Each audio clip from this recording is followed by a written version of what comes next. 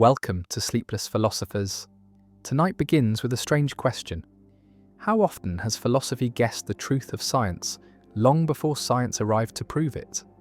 How often did ideas born in dim rooms of thought, whispered by lonely men under flickering oil lamps, later appear again in laboratories with instruments and numbers, as if prophecy had been disguised as speculation?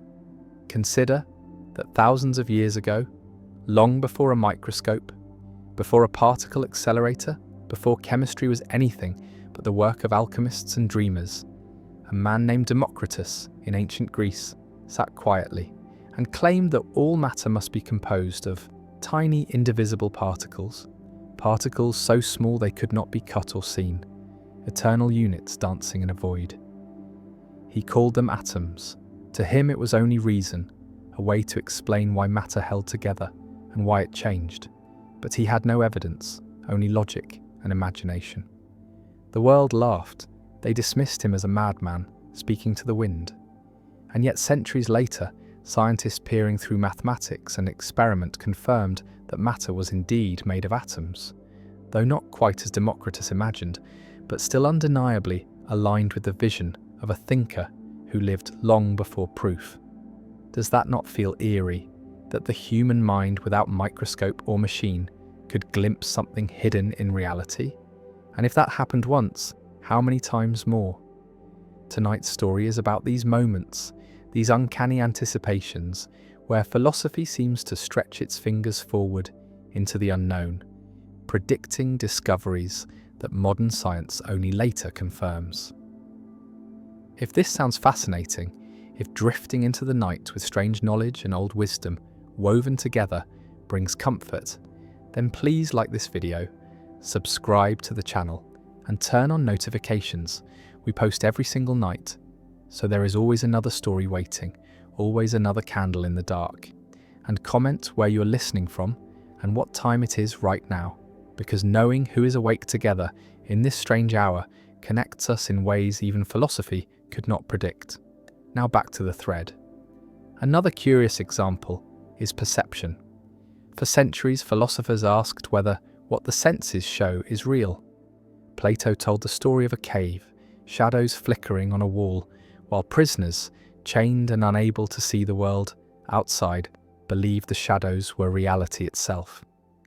Centuries later, modern neuroscience revealed that perception is indeed not direct. The eyes are not windows but translators. The brain constructs an image from light, colour, memory, and expectation. In fact, much of what one sees is filled in, guessed, hallucinated by the mind. So Plato's shadows, once metaphor, became science. Perception is not truth, it is a useful shadow. The brain does not care about reality in its fullness. It cares about survival, about speed, about efficiency. It edits the world into what matters for action. The philosophers suspected this, and the scientists proved it. A chilling harmony, as though the cave itself was still around us, only lit with neuroscience instead of fire. And what about consciousness? That mysterious presence inside, the awareness of being aware, the voice that listens, even when the world is silent. Philosophers circled this mystery like moths around a flame. Descartes said, "I think therefore I am," as if the certainty of consciousness was the only thing that could not be doubted. Centuries later, scientists still struggle to explain how matter produces mind. But even here, philosophy anticipated many of their debates. When some physicists speculate today that consciousness may not be a product of the brain alone, but perhaps a fundamental property of the universe, they echo ancient panpsychists like the Stoics, who claimed that a spark of soul runs through all things. What science calls hard problems, philosophy whispered long ago. It raises a question that lingers in the night. Is science discovering, or is it remembering? And then causality, the simple notion that every effect must have a cause, every fire a spark, every shadow a flame. David Hume doubted this. He asked whether cause and effect are truly real, or just habits of the mind. Perhaps he suggested we never actually see causation, only sequences, only patterns repeated until the brain expects the next thing to follow the last. Modern quantum physics now troubles causality itself, showing that at the smallest scales, particles do not obey the neat order humans expect. Sometimes effects appear without causes in the traditional sense, as if Hume's skepticism was not only philosophy, but a foreshadowing of physics. And finally, though only one more glimpse for tonight's opening, consider simulation. The thought that reality itself could be false, a stage, a system built by something else. Today, computer scientists and philosophers seriously ask if the universe is a simulation, if mathematics is the code, if consciousness is a program. But this too is not new. Ancient thinkers like Zhuangzi in China asked if life might be a dream of a butterfly, or if the butterfly was dreaming him. Hindu philosophers spoke of Maya, the illusionary fabric of existence. Plato gave us his cave, a simulated world of shadows. Each of these whispers sounds like modern questions dressed in ancient clothing. What if reality is not what it seems? What if truth is hidden beneath a mask? The eerie thought is not that science invented this question, but that philosophy never let it die. So tonight begins with these predictions, these prophecies dressed as thought experiments, where imagination and reason alone built frameworks that science only later confirmed or struggled to test. As you drift with these ideas, notice how they repeat, how across centuries the same questions return, wearing new names, carrying new evidence, but always circling the same fire. Does that not make the mind feel small and large at the same time? Small because so little is truly new. Large because thought can leap centuries. And in the candlelight of this story, one must ask, what ideas whispered now in philosophy will science confirm in centuries to come? That is the hypnotic tension of tonight's story. Philosophy is not dead. It is a lantern walking ahead of science, casting shadows of truths not yet proven but already waiting. Ideas can run ahead of instruments, and sometimes they arrive at the truth before the world is ready. Call it foresight or luck, or the odd way reason leans toward reality when it refuses to flatter the senses. Democritus and Epicurus pictured atoms drifting in a void, colliding, joining, separating, while the gods stayed distant and the world wrote itself out of motion. Lucretius turned that into poetry, a patient song about dust that swirls in a sunbeam and reveals the hidden drift of things. Centuries later, Einstein explained Brownian motion with atoms, and Jean Perrin measured Avogadro's number, and the poem became laboratory fact. A philosopher guessed the furniture, a scientist proved the room. That pattern repeats. Plato placed prisoners in a cave and made them mistake shadows for reality, a thought experiment that now sounds like a seminar in cognitive science. The modern brain does not record the world, it renders it. Helmholtz called perception an unconscious inference, Bayesian before Bayes had an empire. Today, predictive processing says the cortex is a guesser, throwing predictions downward and swallowing error like a tide. Look at the checker shadow illusion, or the dress that split the internet between blue and black, and white and gold, and feel Plato smile from his cave. We do not see reality directly. We see a negotiation. Hume doubted causation, and he did it with the gentlest knife, saying he had never seen the tie that binds events, only the habit that lives in the mind when one thing often follows another. Kant tried to rescue cause and effect by placing them inside us, a rule of understanding that organizes experience the way a lens organizes light. Physics later found regions where even that framework wobbles, where entanglement ties particles across space with no visible string, where delayed choice experiments let today shape yesterday's record in a way that makes common sense blush. Hume's doubt grows eyes, and modern detectors watch it walk around. When we talk about consciousness, the lights dim further. Hume again, with his bundle theory, looked inward and found no solid self, only a parade of impressions and memories that pretend to be a king. Buddhist philosophers had said something similar, that the self is a story told by craving and clinging, and modern neuroscience answers with split brain cases, with patients whose hemispheres disagree about what they have done. A person lifts a hand and then explains the lift from the wrong side of the brain, inventing reasons after the fact. The way a press secretary spins a policy it did not write. Liebert's readiness potentials arrive early. An agency must make a quieter claim, not that we choose impulses, but that we can shape how we answer them. Panpsychists suggest that mind is woven through matter. Russell's neutral monism sits in the doorway. An integrated information theory tries to measure the glow. Perhaps the stream of consciousness is a river that many banks help define. Simulation talk feels modern, but it is ancient at heart. Zhuangzi dreamed he was a butterfly and woke unsure which was real. Plato seated us in front of a theatre of shadows. Descartes suspected a malicious intellect could forge a false world as easily as a blacksmith shapes iron. Today, virtual reality offers a gentle proof by demonstration, tricking balance, time, and touch with images, while Bostrom argues that, if simulations are possible and common, the odds favour living inside one. Physics adds its teasers, with codes that look like mathematics all the way down, with symmetries that behave like rules on a circuit board, and yet the verdict is not in. Philosophy keeps the question breathing. Aristotle divided causes into 4 kinds and warned that explanation is a family, not a single heir.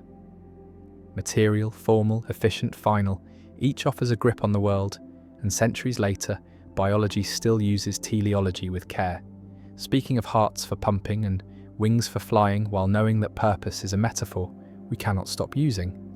Mechanism runs the machines, but purpose runs the language that minds require to think clearly. Notice the rhythm here, how thought scouts ahead and experiment plants flags later. Sometimes the flag and the footprint fall in different places, and then science must pull philosophy back from the edge or push it forward toward precision. Either way, they move together, an odd pair walking at night, sharing one candle. There is a human reason for this that is not mystical at all.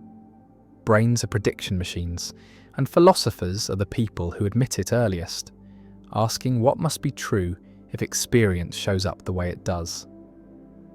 Scientists then ask how to test those musts, how to count them, how to break them, and still keep truth intact. Different temperaments, same hunger, even ethics slips in here, because predictive minds care less about abstract rightness than about stable expectations, and a community is a lab that tests conduct in the wild. Norms are social predictions that keep the future from fracturing under surprise. So philosophy forecasts, and science verifies, and law and custom stabilize the verified forecasts, and together they build a world we can walk through without breaking it every step. Where does this leave the night questions, the ones that wait until the house is quiet? It leaves them lit but unsolved, which is honest, and it leaves us with a practice anyone can try tomorrow morning. Watch perception and notice the guesses. Listen to cause and effect and feel the gaps we fill with habit. Treat the self as a chorus and see which voice sings first and which voice writes the speech after. Let atoms be poetry again, a reminder that reason once reached past its tools and touched something real. Let the cave be a classroom where the projector hums and the lesson is humility. Let the possibility of simulation be not a threat but a spur to kindness. Because if life is coded, empathy is still the patch that keeps the system from crashing. And fall asleep knowing that thought and experiment are companions, that prophecy and proof are cousins, and that the candle in one hand has always helped the other find the door. Consider space and time, the 2 quiet walls of experience, the frame that holds every memory like a picture in a room. Kant sat with these walls and said something audacious. "Space and time are not out there," he whispered. "They are in here. They are forms of intuition, lenses the mind uses to organize the flux of sensation. We never meet the world raw, we meet it already shaped. For 2 centuries, this sounded like a philosopher's private weather report, a claim no telescope could test. Then Einstein arrived with a clock in one hand and a train in the other, and showed that time runs at different speeds for different observers, and that space bends where mass rests. Suddenly the room itself tilted. The lens had entered the world. What Kant treated as conditions of experience turned out to be conditions that can vary with motion and gravity, and yet the paradox only deepened the harmony. If perception is lens-driven, then measurement is too, and relativity made that intuition empirical. Perhaps the mind expects a flexible stage because the stage is flexible already. The world and the watcher conspired long before we learned their signatures. Einstein carried another philosophical thread quietly. Ernst Mach, a physicist with a philosopher's patience, resisted absolute space. He wanted motion, defined only by relations between bodies, not by an invisible grid. Mach's caution nudged Einstein's imagination. The result was a cosmos where geometry listens to matter, where relations reshape the stage. A philosophical shiver in Vienna ends up shaping the field equations that cradle galaxies. The lesson is soft but firm. When thought refuses metaphysical clutter, nature sometimes nods. Shift from frames to fires. Heraclitus said all is flux, that a person never steps into the same river twice, that the logos is the law of change. For centuries that sounded like poetry, a charm spoken to comfort those who fear endings. Then an Austrian named Boltzmann counted microstates and gave change a number. Entropy rose like a tide on the page, and rivers turned into probabilities. Later, Prigogine watched structures appear far from equilibrium, order born from flow, candles generating whirls of flame while the room felt still. The arrow of time, an ancient metaphor for the one-way journey, became an equation and a laboratory dance. Heraclitus was not measuring, but he was right to feel the burn underneath appearances, the constant breaking and remaking that lets an egg become breakfast, but never the reverse. Even the sadness of that is instructive. Entropy is not a villain. It is the permission slip for memory, for growth, for life that requires gradients and harvests them until they flatten. A person grows old because the cosmos writes history in a direction, and that direction gives meaning to a photograph, to a promise, to a grief that only moves forward as it heals. At night, the thought calms the mind. Change is not personal, it is structural. To make peace with that is to breathe with the universe rather than against it. Now trade rivers for libraries, flux for code.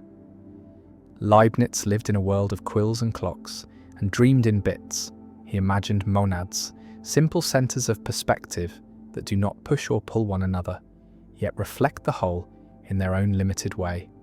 He also invented a binary arithmetic that he claimed mirrored creation itself, something from nothing written as 1 and 0. To later centuries, this looked like metaphysical embroidery. Today, information theory calls surprise by another name, and physics whispers that reality may be better written in bits than bricks. Wheeler proposed it from the other end, it from bit, a world where what exists is born from questions answered, where information is not a description but a constituent. Digital physics explores cellular automata and lattice models, where simple rules generate rich tapestries, echoing Leibniz's old hope that if the code is elegant, the world can be coherent. Computer science then closes the loop. Turing models computation with paper and ink and lands on limits that feel like metaphysics again. Some truths cannot be decided inside the system that utters them. Gödel had already carved that absence in arithmetic, and together they suggest a boundary where science must cease and philosophy must hold a light. Along the way, artificial intelligence turns Leibniz's old idea of symbolic reasoning into steel and silicon. The mind as program is not settled, but it is no longer fantasy. Machines now translate, compose, and predict, and their errors teach us as much as their feats. When a model hallucinates, it mansions our earlier cave, a fresh reminder that systems which compress the world will sometimes dream. The irony is gentle and sharp. We built a mirror. That distorts in the same way we do, then learn to correct our own perception by studying the mirror. Between Kant, Heraclitus, and Leibniz, there runs a single current. Before measurement, thought mapped a territory that later instruments could enter. Not perfectly, not cleanly, but with uncanny overlap. It keeps happening. Berkeley insisted that to be is to be perceived, and was dismissed as a bishop talking to birds. Yet virtual reality shows how easily a world can be conjured for the senses, and neuroscience shows how much of what we call reality is stabilized by agreement rather than delivered by nature. Nietzsche toyed with eternal recurrence, a world that might repeat if time is infinite and combinations limited, and Poincaré proved a version inside Hamiltonian dynamics, where systems revisit neighborhoods of themselves. The Stoics spoke of a unity that pervades nature, a breath, a logos, and field theory arrived to show that particles may be excitations of continuous fields spread everywhere. None of this is exact prophecy. It is better than that. It is resonance. It is the human mind tracing constraints before it meets the proof, because the mind is itself within the proof, shaped by the same laws it gropes to name. In daily life, these abstractions return as small mercies. Relativity softens arguments because each observer holds a frame, and the correction is not to erase frames, but to translate between them. Entropy explains why habits are easier to maintain than to invent, and why a tidy room decays without care. Information reminds us that what we attend to becomes what we are, because attention is a gate that selects which bits cross from world to memory. Philosophy predicted and science confirmed, but the confirmation loops back into conduct. Knowing that perception guesses makes a person kinder, since error is the common human meal. Knowing that change is law makes a person patient, since loss is part of the grammar of time. Knowing that code can underwrite cosmos makes a person humble, since the rulebook may be shorter than the story it writes. At the edge of sleep, notice the pattern again. When philosophers trusted reason over habit, they found structures. When scientists trusted measurement over myth, they found the same structures wearing numbers. The two are not rivals in the night. They are partners who trade the candle back and forth. So neither hand grows numb, and the path remains walkable even when the forest thickens. Zeno began with a footstep and turned it into a riddle that would not die. If motion requires reaching an endless series of halfway points, how does Achilles ever catch the tortoise? How does an arrow ever arrive? How does a runner ever finish a race? For centuries, the paradox hovered like a quiet curse over common sense, a reminder that intuition can lie with a straight face. The solution arrived not as a slogan, but as a method. Calculus taught the world that an infinite series can converge to a finite sum, that space and time can be sliced thinner and thinner without breaking meaning. Limits closed the gap that logic had opened, and the arrow reached its target. Centuries later, the solution ripened into measure theory and real analysis, and the paradox turned from threat to teacher. Oddly, physics then reopened the question with new teeth. If Zeno worried that you could divide space forever, quantum theory suggested that the very act of asking about position and momentum with perfect precision carries its own failure. Heisenberg formalized the blur. Planck found a constant that appears when energy comes in quanta. Space may not be grainy in the way a beach is grainy, yet the world resists infinite slicing in practice, and the arrow that always flies also always spreads as a wave. Zeno's arrow started as a joke on motion, and it ended as a gateway to the mathematics that made modern science possible, and the physics that complicates common sense again. Another ancient guess lives in the tiny swerve Epicurus called the Kleinomen.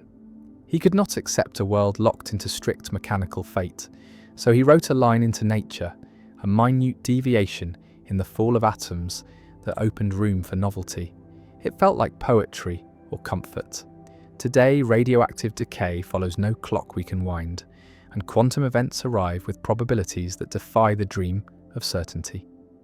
A single nucleus offers a distribution of times, not a schedule. A photon faces a beam splitter, and the outcome cannot be known beforehand, only weighted. Einstein hoped there were hidden causes beneath the shimmer, variables that would restore a full chain. Bell sharpened the question, and experiments by Aspect and later teams closed the trap. Nature violates inequalities that any local hidden cause would obey. Epicurus did not write a Bell test, yet his refusal of mechanical destiny has the strange afterglow of prophecy. Even his ethics feel relevant, since a world with real chance requires a different courage than a clockwork cosmos. Serenity becomes a practice of proportion rather than control.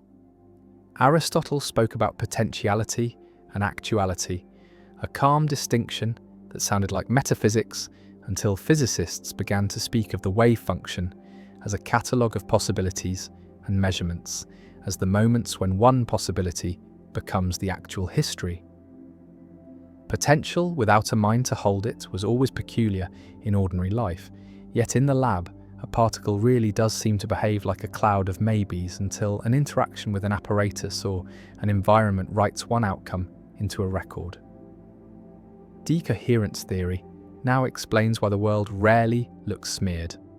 The environment measures constantly and writes with thick ink. Aristotle would not have understood Hilbert spaces, but he would have recognized the grammar. Things can be ready to be in more than one way, then become one way when the right relation arrives. Even entanglement turns the distinction into a networked drama, since the potentialities of one system are braided with the potentialities of another. An actuality arrives as a joint sentence that neither could have written alone. Philosophers of old would have been startled, then secretly pleased to hear that reality behaves like logic with seasons.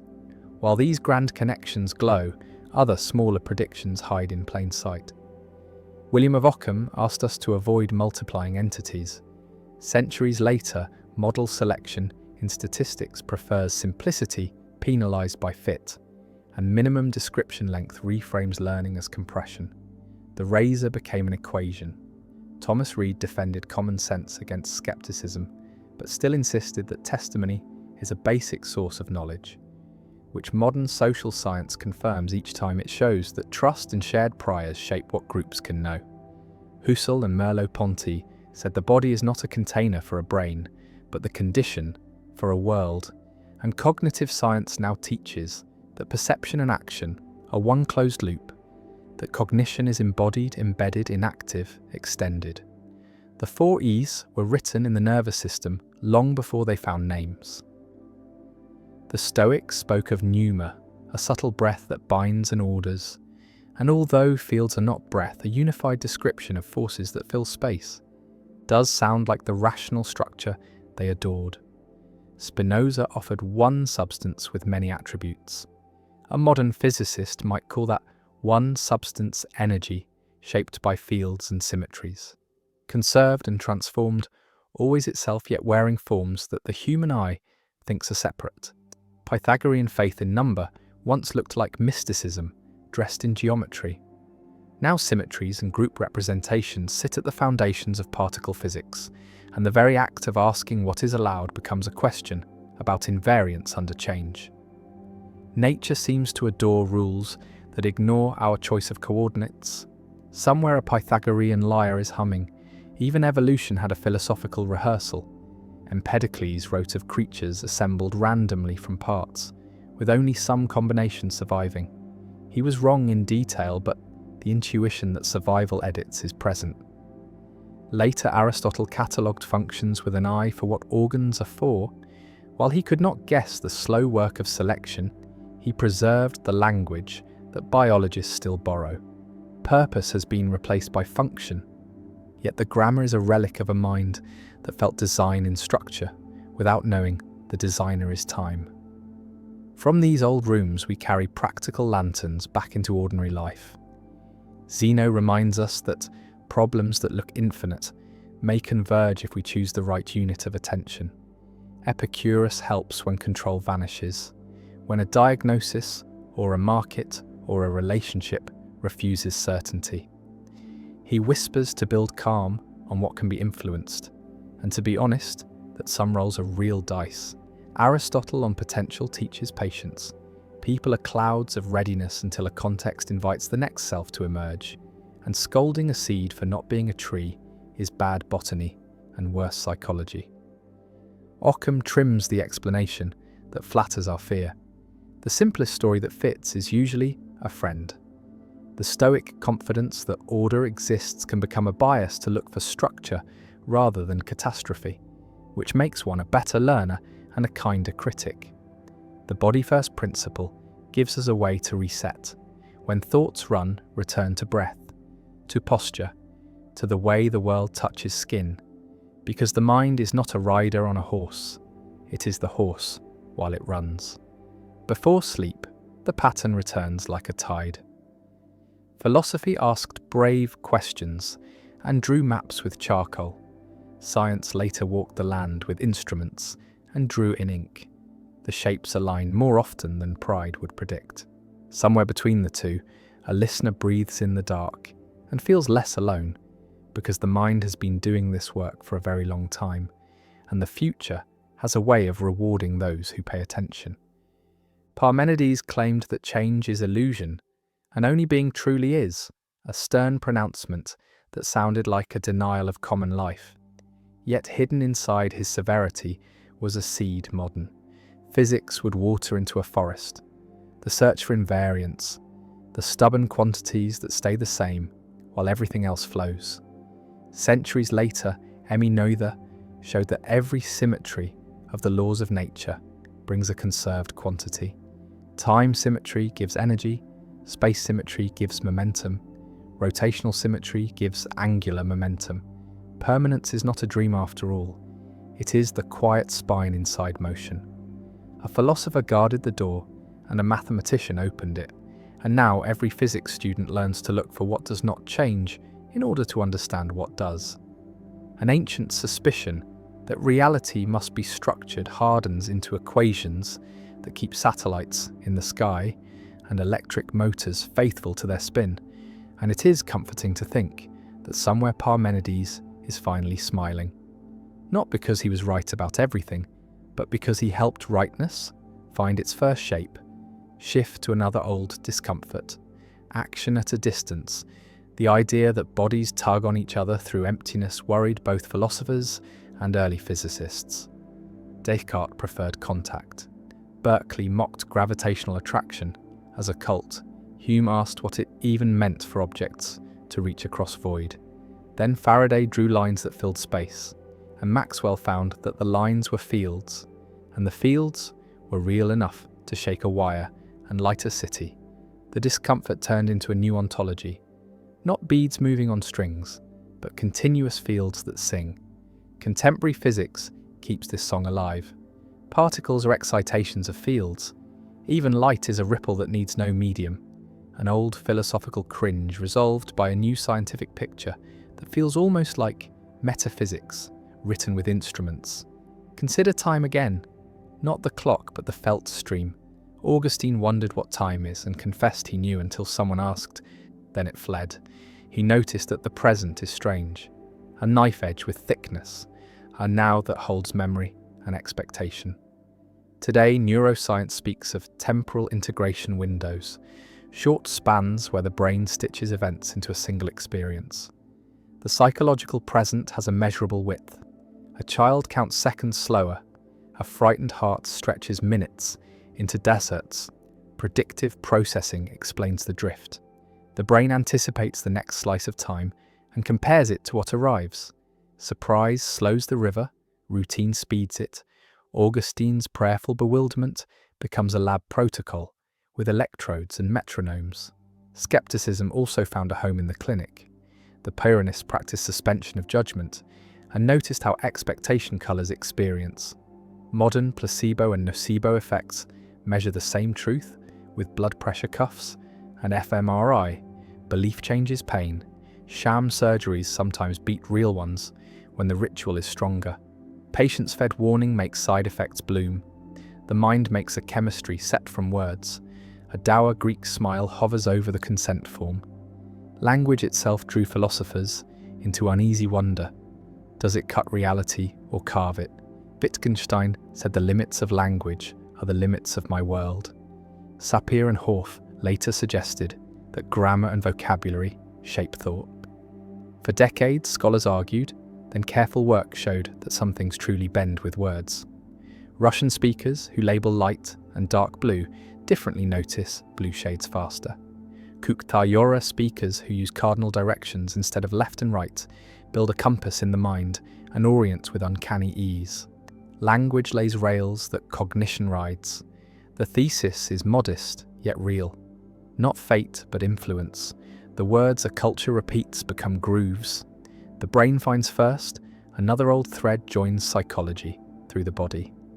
The Stoics taught that impressions come with bodily colour. Spinoza wrote that ideas are parallel to modifications of the body. William James and Karl Langer argued that emotion is largely perception of bodily change. Antonio Damasio's somatic marker hypothesis gave the claim modern nerve.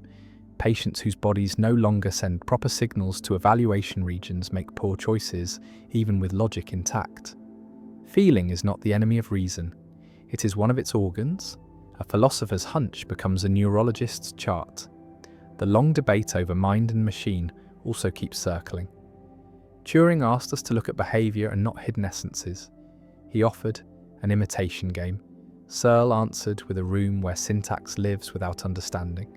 The argument still wakes the house at midnight. Yet alongside it, engineers built systems that pass narrow tests and fail in human ways. Confabulation, bias, brittleness. We learn about ourselves by watching our inventions miss.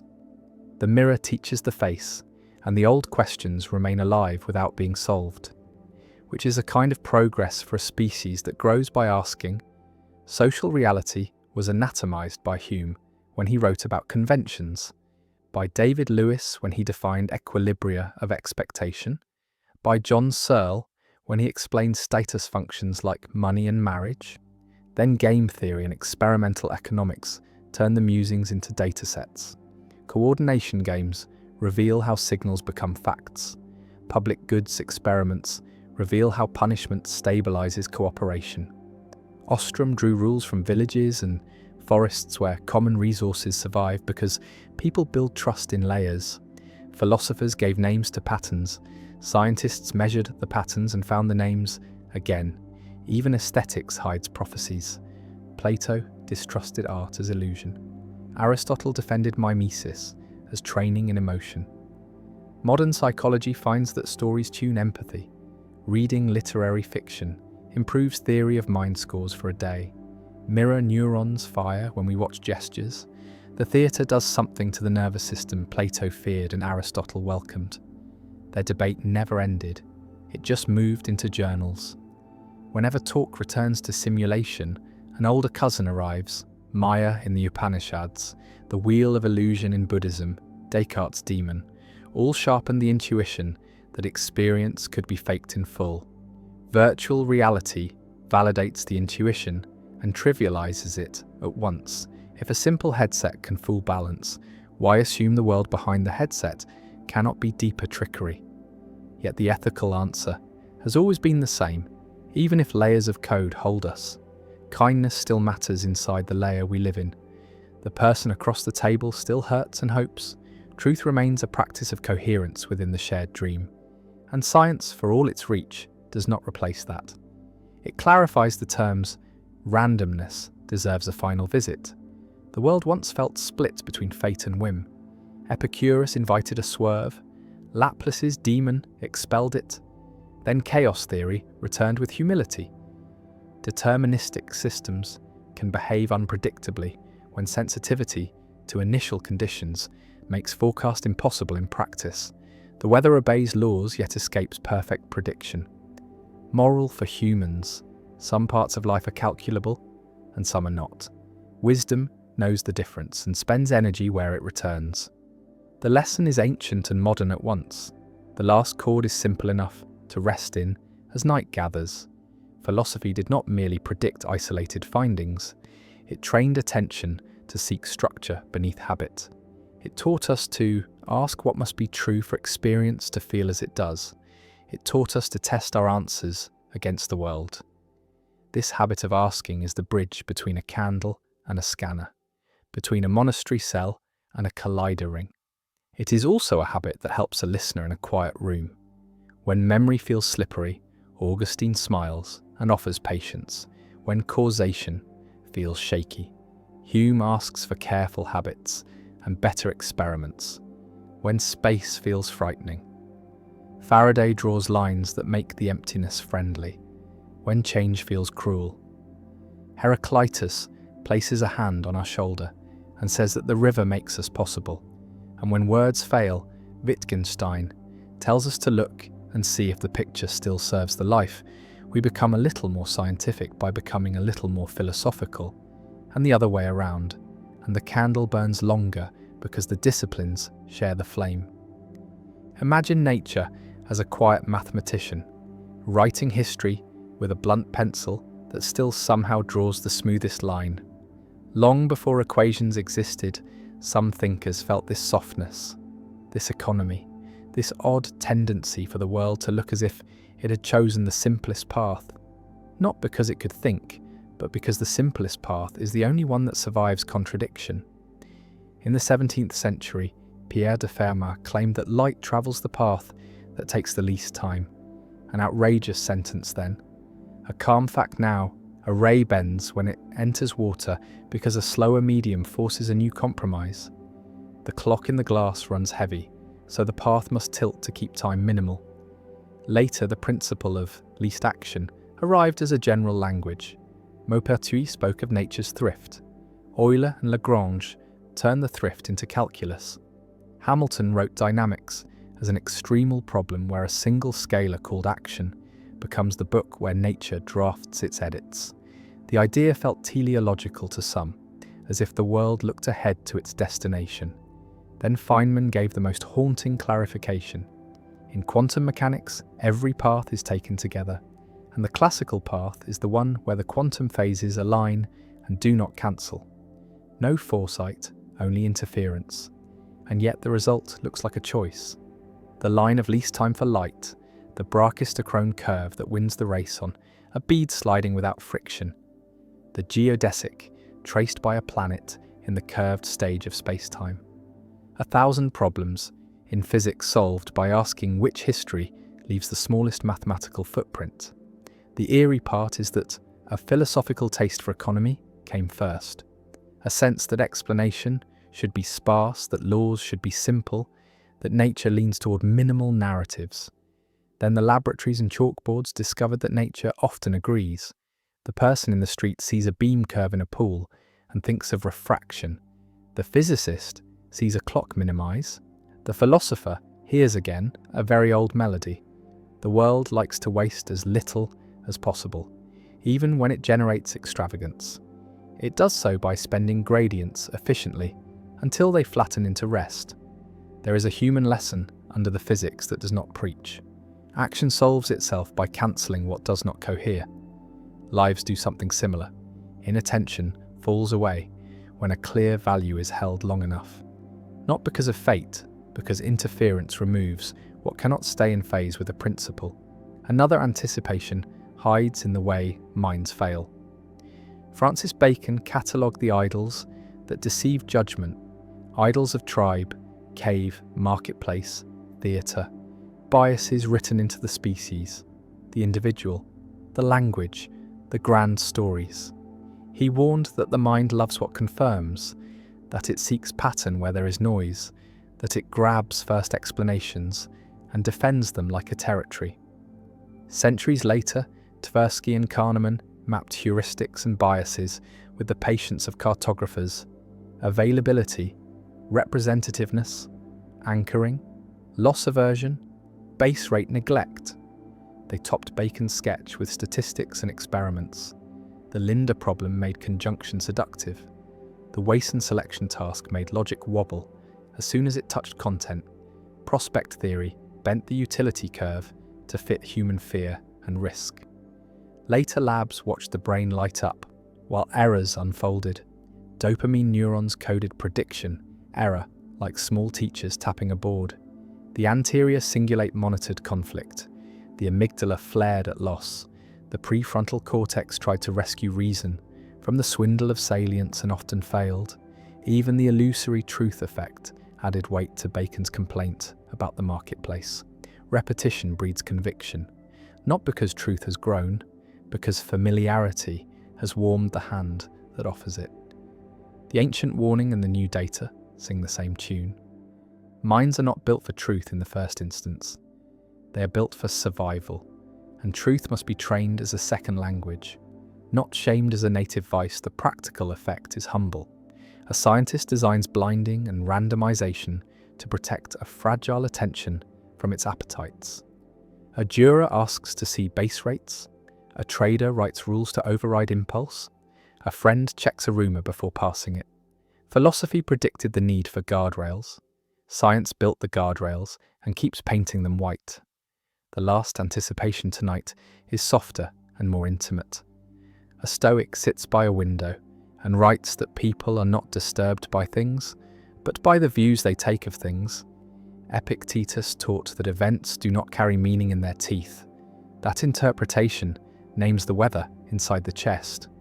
Marcus Aurelius rehearsed reappraisal on the page, shrinking insult to its atoms, dissolving fear by dividing it into parts, building a habit of imagining the worst and then noticing that the soul can bear it.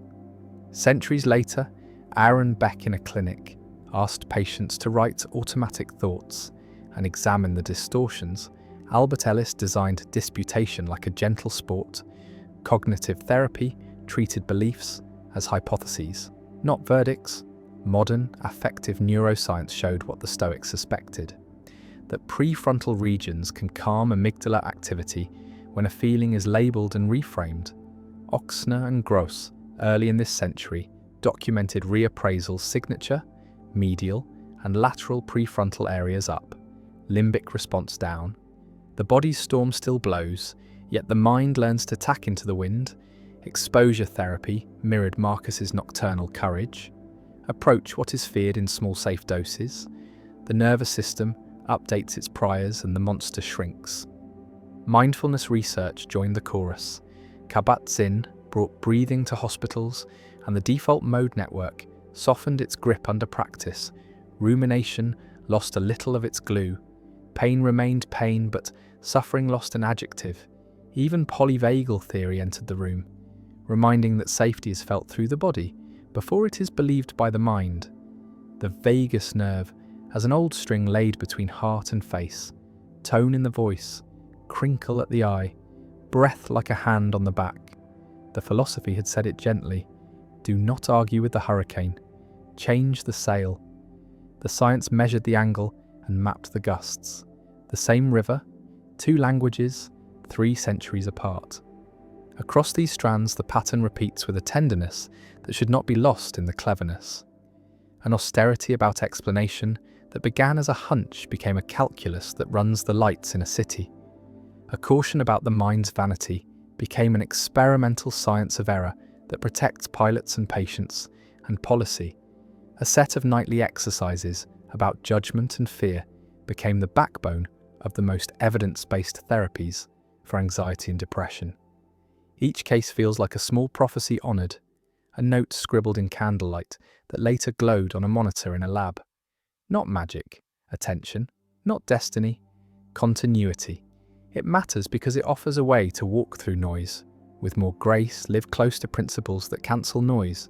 Treat thought with suspicion until it earns trust. Treat emotion as data and skill rather than enemy. Treat breath and posture and attention as tools and not decorations. Watch the mind try to predict and help it do so with cleaner priors. Accept that chance is real and yet coherence is possible.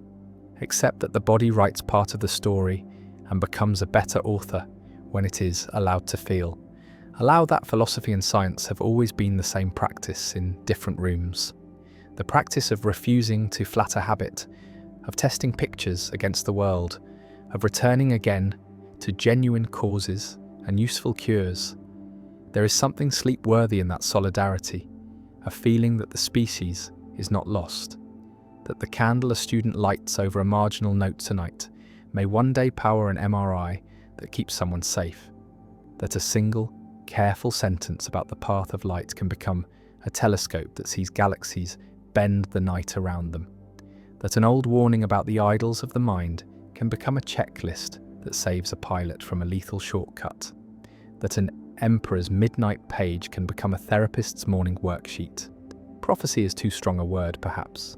Continuity is kinder. Yet in the quiet, the continuity feels like a hand on the shoulder, from far away, guiding without words, reminding that the world is intelligible enough to love and strange enough to keep the love awake.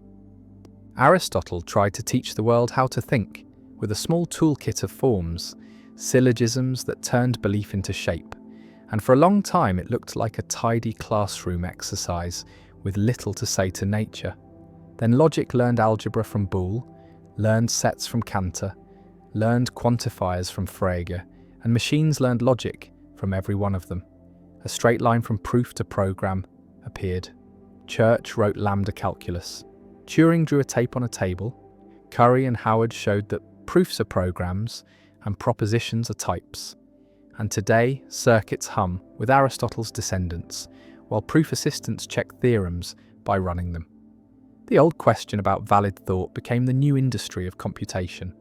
A philosopher's chalk turned into a server farm, and somewhere in that heat the mind discovered that a true sentence can be a working machine. Perception found similar vindication in the long road from Alhazen's dark room to modern psychophysics. The medieval skeptic of extramission built the camera obscura and insisted that vision is a process worth testing. Not a rumour, from eyes that shoot rays, centuries later, Weber and Fechner counted sensations and found laws where there had been poetry, increments of light and weight and sound that the nervous system registers with a curve. Stevens refined the power of that curve. Helmholtz spoke of unconscious inference, and the 20th century crowned the line with predictive models. The eye no longer a window, but a laboratory. Locke divided qualities into primary and secondary, and stumbled toward colour science before the cone was known. Newton split the rainbow, and Goethe argued with him, both unknowingly marching toward a truth that modern neuroscience now holds gently, that colour is a negotiation between light and nervous tissue and culture, a psychological creation anchored in physics, but not identical to it, sometimes funny, sometimes cruel, as when half a planet saw a dress in one set of hues and the other half swore they saw its opposite. In that online quarrel, Plato's cave met Helmholtz in a shopping mall. Causality kept growing up under philosophical pressure until graphs put skeletons into Hume's suspicion. He said, "We never see necessity, only habit." And 2 centuries later, Pearl placed arrows between variables and taught do from see, intervention from observation, counterfactual from story, a calculus for what would have happened if the match had not been struck. The result guides medicine and policy and machine learning and gives precise language to the old human ache when we ask who did what to whom and what else might have been. Nietzsche's perspectivism, so often blamed for relativism, finds a modest truth in modern measurement, where frames matter and gauges are choices and results require renormalization. We do not throw away truth to honour perspective.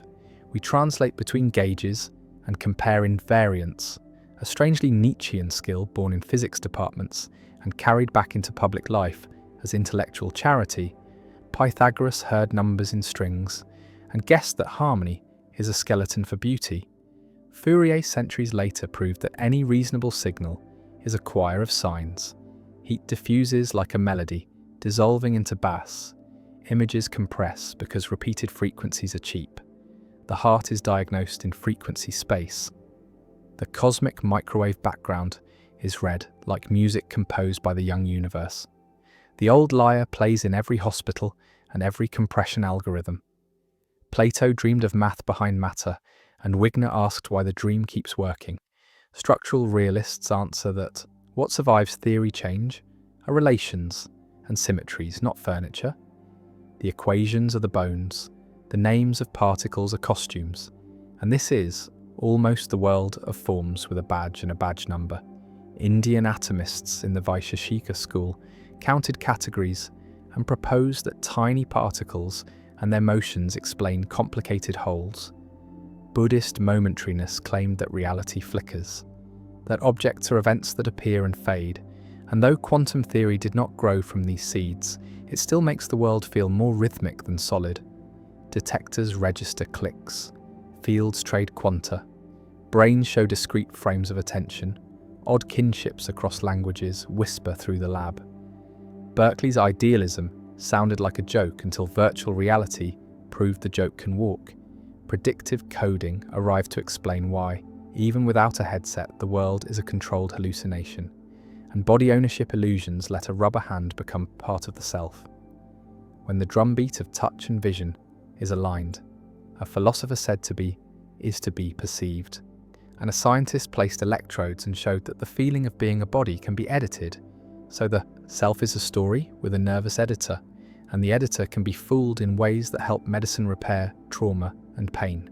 Popper tried to draw a line between science and story and gave falsification as the test.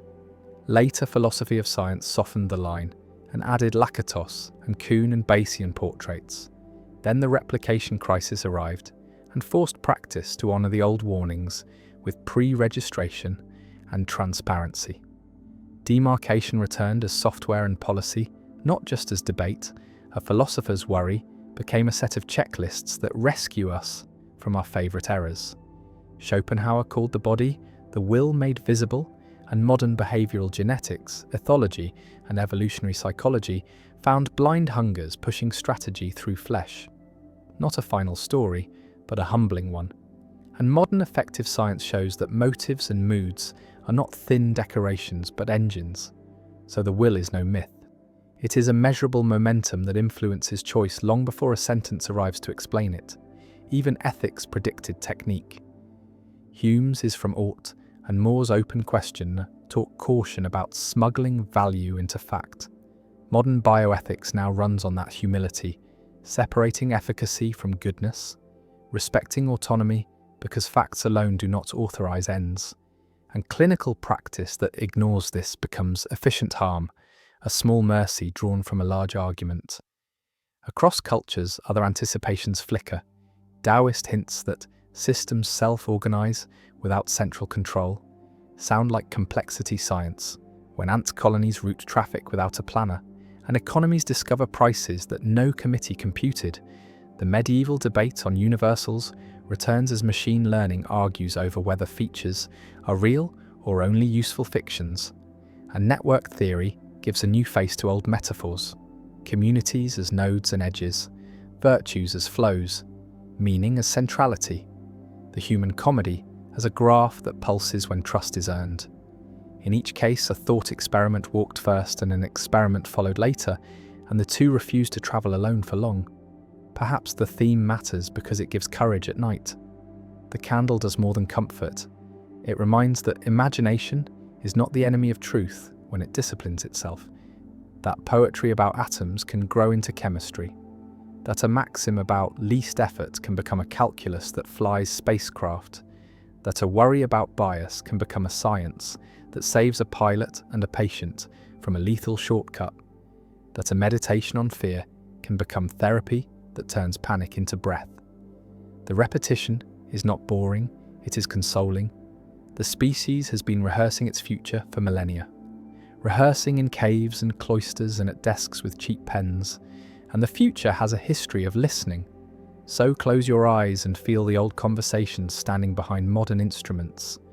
Aristotle behind the compiler, Alhazen behind the lens, Locke and Helmholtz behind the colour on the wall, Hume behind the decision graph, Nietzsche behind the choice to translate frames instead of fighting them, Pythagoras behind the frequency that holds a song together, Plato behind the equations on the board, and notice the quiet comfort in a strange thought, that when the next science arrives, it will already have a philosophy waiting to greet it, patient, skeptical, hopeful, ready to lend it a candle and a question. If philosophy is a lantern that walks ahead of science, then its glow can be seen on many roads at once. And tonight the road bends toward life, mind, and pattern, toward the odd fact that thinkers guessed structures of the living world long before microscopes could whisper their confirmations. Aristotle watched birds and bees and decided that nature does nothing in vain, then used purpose as grammar, not as magic. Hearts are for pumping, eyes are for seeing, seeds are for becoming. Biologists later stripped the divinity out and left the function, but the sentence survived, and Darwin gave purpose a patient author called selection. Parts that do what works become normal because lineages without them fail. Empedocles had pictured fragments of animals wandering the earth and only fitting combinations enduring, crude but strangely adjacent to a truth that would need ships and fossils to ripen. And even earlier, Hippocrates imagined something like inheritance in particles of character, a fumbling echo of genes until Mendel's peas and then DNA made the echo sing. Information became the new substance, a code written in 4 letters that folds into tools that build bodies, and philosophers who loved form smiled because finally form had ink. Plato's suspicion that intelligible structure sits behind messy matter found a cousin in the codon table and in the symmetry games proteins play when they fold. The Pythagorean dream that number rules. Beauty found nerve when nature's spirals showed the Fibonacci family at scales a child can touch. Pine cones and sunflowers and storms, as if growth solves variational problems too, as if thrift and pattern married in secret. Later information theory and thermodynamics gave rigor to that marriage. Schrödinger asked what life is and said, order from order, aperiodic crystals storing instructions. Then Shannon counted surprise, and Landauer taught that erasing a bit has a heat cost. Maxwell's demon lost its cheat, and living things looked like islands where energy falls downhill while structure is copied. Heraclitus's river and Hamilton's action principle joined in the kitchen of the cell, where ATP breaks to pay for improbable order, and out of that kitchen rose a mind, which philosophers had already studied as if it were a continent. Descartes split res cogitans and res extensa to save certainty and make room for soul, a useful wound that modern neuroscience keeps trying to stitch. Spinoza answered with one substance that thinks and extends at once, a vision many moderns recognize when fields and energy behave like a single fabric, showing mental and material faces through different windows. William James stood inside his own stream of consciousness and felt how thought flows and turns, not in syllogisms, but in associations and images and a bodily tide. Cognitive science later found that working memory is narrow, that attention blinks, that the self narrates to make coherence from fragments, just as Hume suspected when he found no monarch in the bundle. And yet there is continuity enough to speak, which may be all the self needs to serve as an address book for duty and love. Even free will's quarrel heard its first pleadings in old courts. The Stoics argued for fate and still taught responsibility because character is a practice. Spinoza denied freedom and still gave ethics.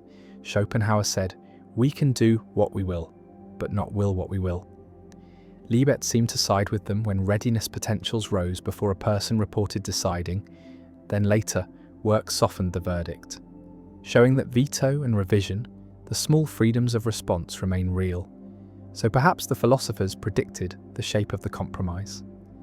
That agency is not a first spark but a second shaping, not creation. Ex nihilo, but constraint applied to impulse, a skill that can be trained like a muscle. Now step from mind to meaning and watch an old thought dress in lab clothes. Semioticians like Peirce said that signs point and interpretants are born in the act of reading. Then molecular biology found that cells read signs too, that receptors are grammars and pathways are sentences, and gene regulation is a language with operators, enhancers, silencers. The metaphors became schematics, and an older hunch about the world.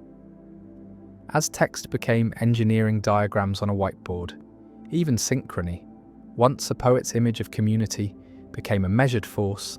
The Dutch polymath Huygens watched two pendulum clocks on a wall fall into phase, a sympathy through wood, and centuries later, networks of oscillators became a science.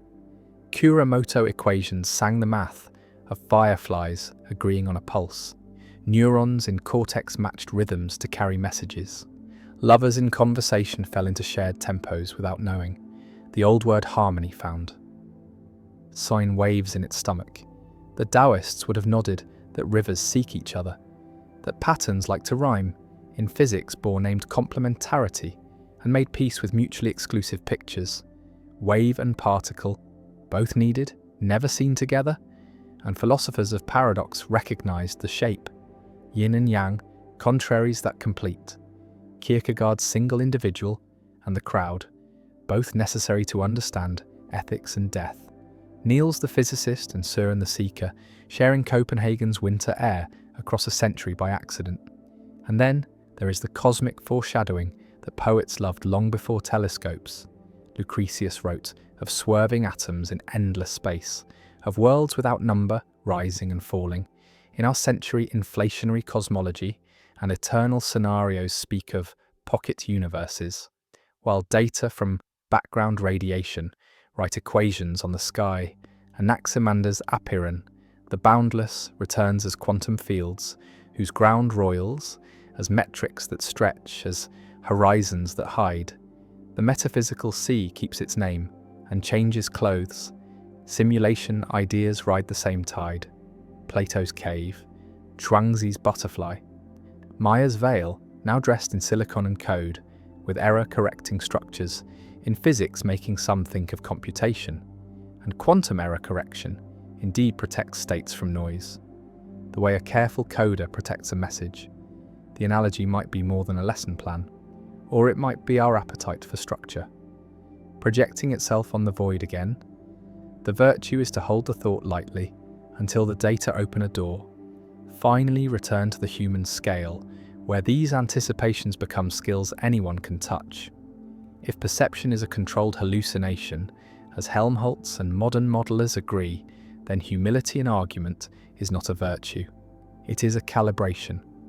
If purpose in biology is function written by time, then patience with growth is not soft, it is accurate. If mind is a stream with a storyteller on its bank, then meditation and therapy are not luxuries. They are maintenance on a narrative engine that jams. If synchrony is baked into bodies, then music and ritual are not decorations. They are tools for binding. If information has a heat cost, then attention is a ration that must be spent on what can return. Each scientific result feels like a footnote to a much older sentence, the philosophers began. And perhaps that is the quiet magic here, that our species has always sent scouts into the dark with nothing but reason and a pulse for company. And the scouts return with sketches that, centuries later, match the maps drawn by satellites and cyclotrons. It should make the heart steady, because it means the mind can be honest and early at once. It means the next truth may already be humming in some careful sentence tonight. Somewhere a student writes that causation is a web and not a chain, that consciousness is graded and not binary, that ethics is a navigation of prediction and not a ladder of rules, and a future lab will nod, and the old lantern will have done its work again, quietly, faithfully, without applause, keeping the road visible enough for the next step to land.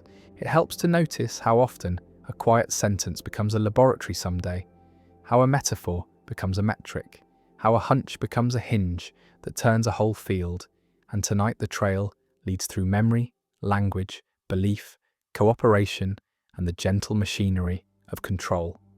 First memory, where Plato pictured a wax tablet in the soul, and then an aviary packed with fluttering facts, some perched and ready, some flying away, When needed most, Aristotle added associations by contiguity, similarity, and contrast. Centuries later, Frederick Bartlett showed that remembering is rebuilding, not replaying, that stories are normalized to fit schemas. Elizabeth Loftus proved how suggestion plants entire events that never happened, and brain scanners watch the hippocampus stitch fragments during recall. Memory is not a recording, it is a negotiation. Plato's birds were right. The mind is a keeper of cages. It cannot always lock. This should soften every argument about what was said, what was meant, what was promised. Because recall is a craft, not a courtroom. Next language, where the Port Royal grammarians hoped for a deep structure, shared by tongues, and Leibniz dreamed of a character of thought that would dissolve confusion into calculus. Noam Chomsky revived the dream with generative grammar and a poverty of the stimulus claim, suggesting that children bring expectations to speech like keys brought to a door. Modern linguistics softened and split. Still, the skeleton survived.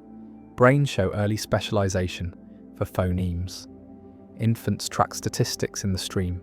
Universal tendencies appear in word order and case marking. Meanwhile, large language models trained on oceans of text write paragraphs with eerie fluency and equally eerie mistakes. A parable in silicon that mirrors us, confident when patterns are stable, creative when prompts are kind, hallucinatory when gaps yawn. Wittgenstein said the meaning of a word is its use, and these systems prove the pragmatist insight by working through use alone. They also prove the old warning that syntax without grounding can sound like truth while drifting. The mirror teaches the face. Belief itself was taken apart by Hume when he called induction a habit dressed as necessity.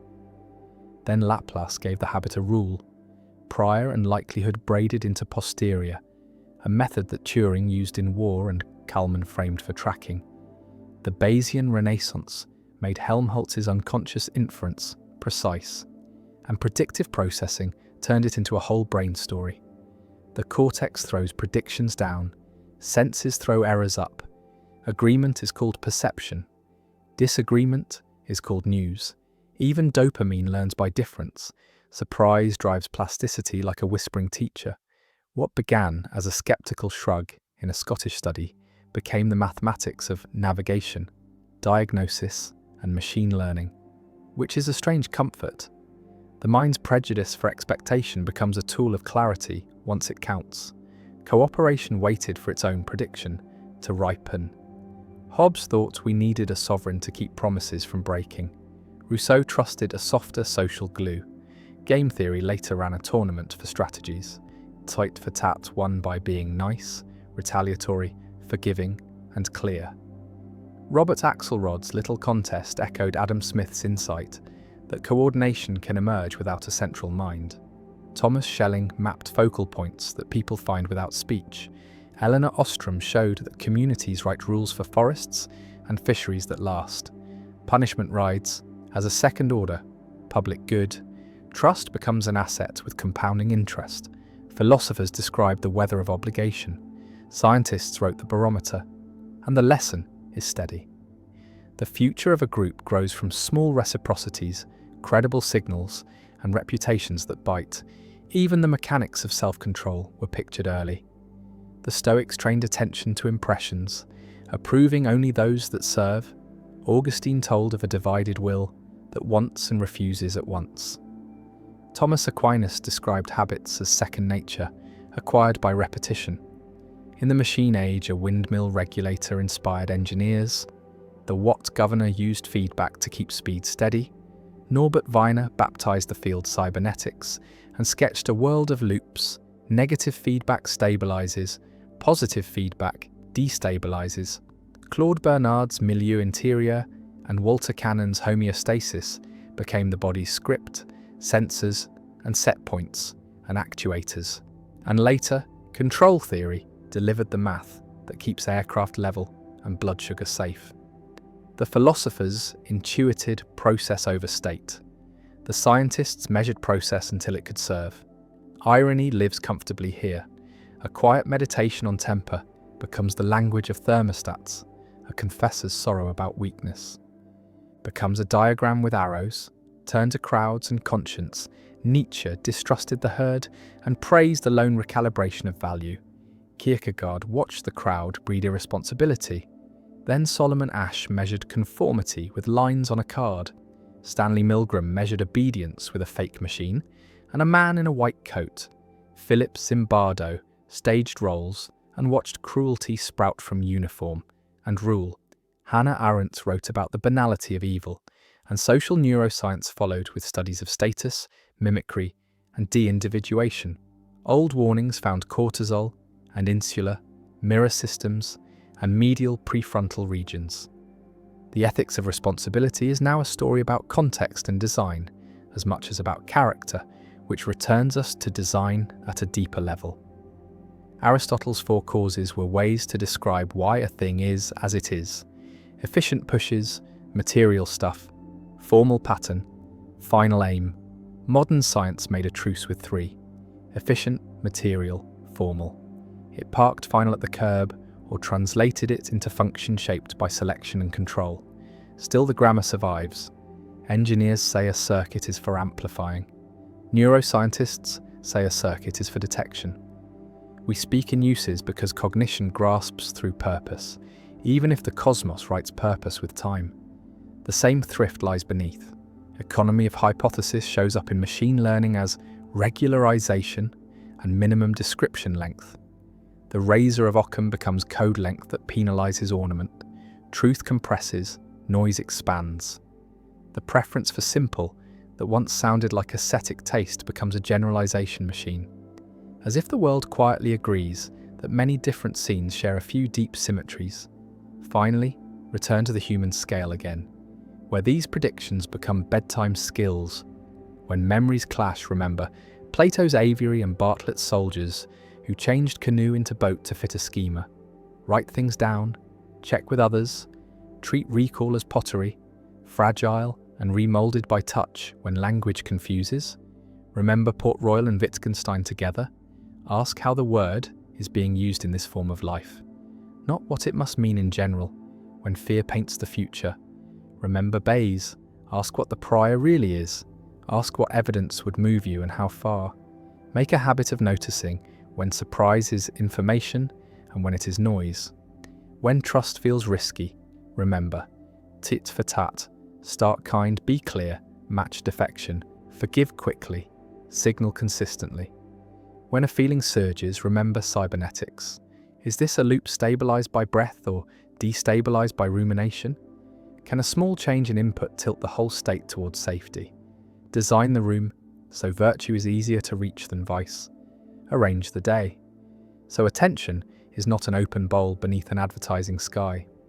When standing against a crowd, remember Asch and Milgram. Breathe slowly, speak simply, ask for the procedure to be written, ask for the responsibility to be named, small sentences that return a person to themselves. And as you rest, notice again the soft miracle of continuity. A philosopher alone with a notebook asked a hard question, with no machine to help. A scientist with a lab and a budget answered it with a graph. And somewhere in a bedroom, a listener lets the result turn into a calmer breath, a simpler plan for tomorrow, a kinder interpretation of an old story, a better boundary at work. Prophecy is too loud a word, perhaps. What we have is rehearsal, a species rehearsing its future in thought until practice can meet it, and the rehearsal has never stopped. It hums tonight, in the quiet between heartbeats, a patient, ancient music that teaches the nerves to listen for truth. Think of thinking itself as a kind of tool use, a reaching outward to hold steady what the mind cannot carry alone. Ancient philosophers already knew this in their bones, even if they did not name it. When the Greeks walked through imaginary palaces to store speeches, room by room, statue by statue, they were extending memory into space. When Socrates worried that writing would weaken the mind, he was admitting that writing could take over work that memory once did. Centuries later, Andy Clark and David Chalmers gave this intuition a name, the extended mind, and they told the quiet story of Otto, who has Alzheimer's disease and uses a notebook the way Inga uses her hippocampus.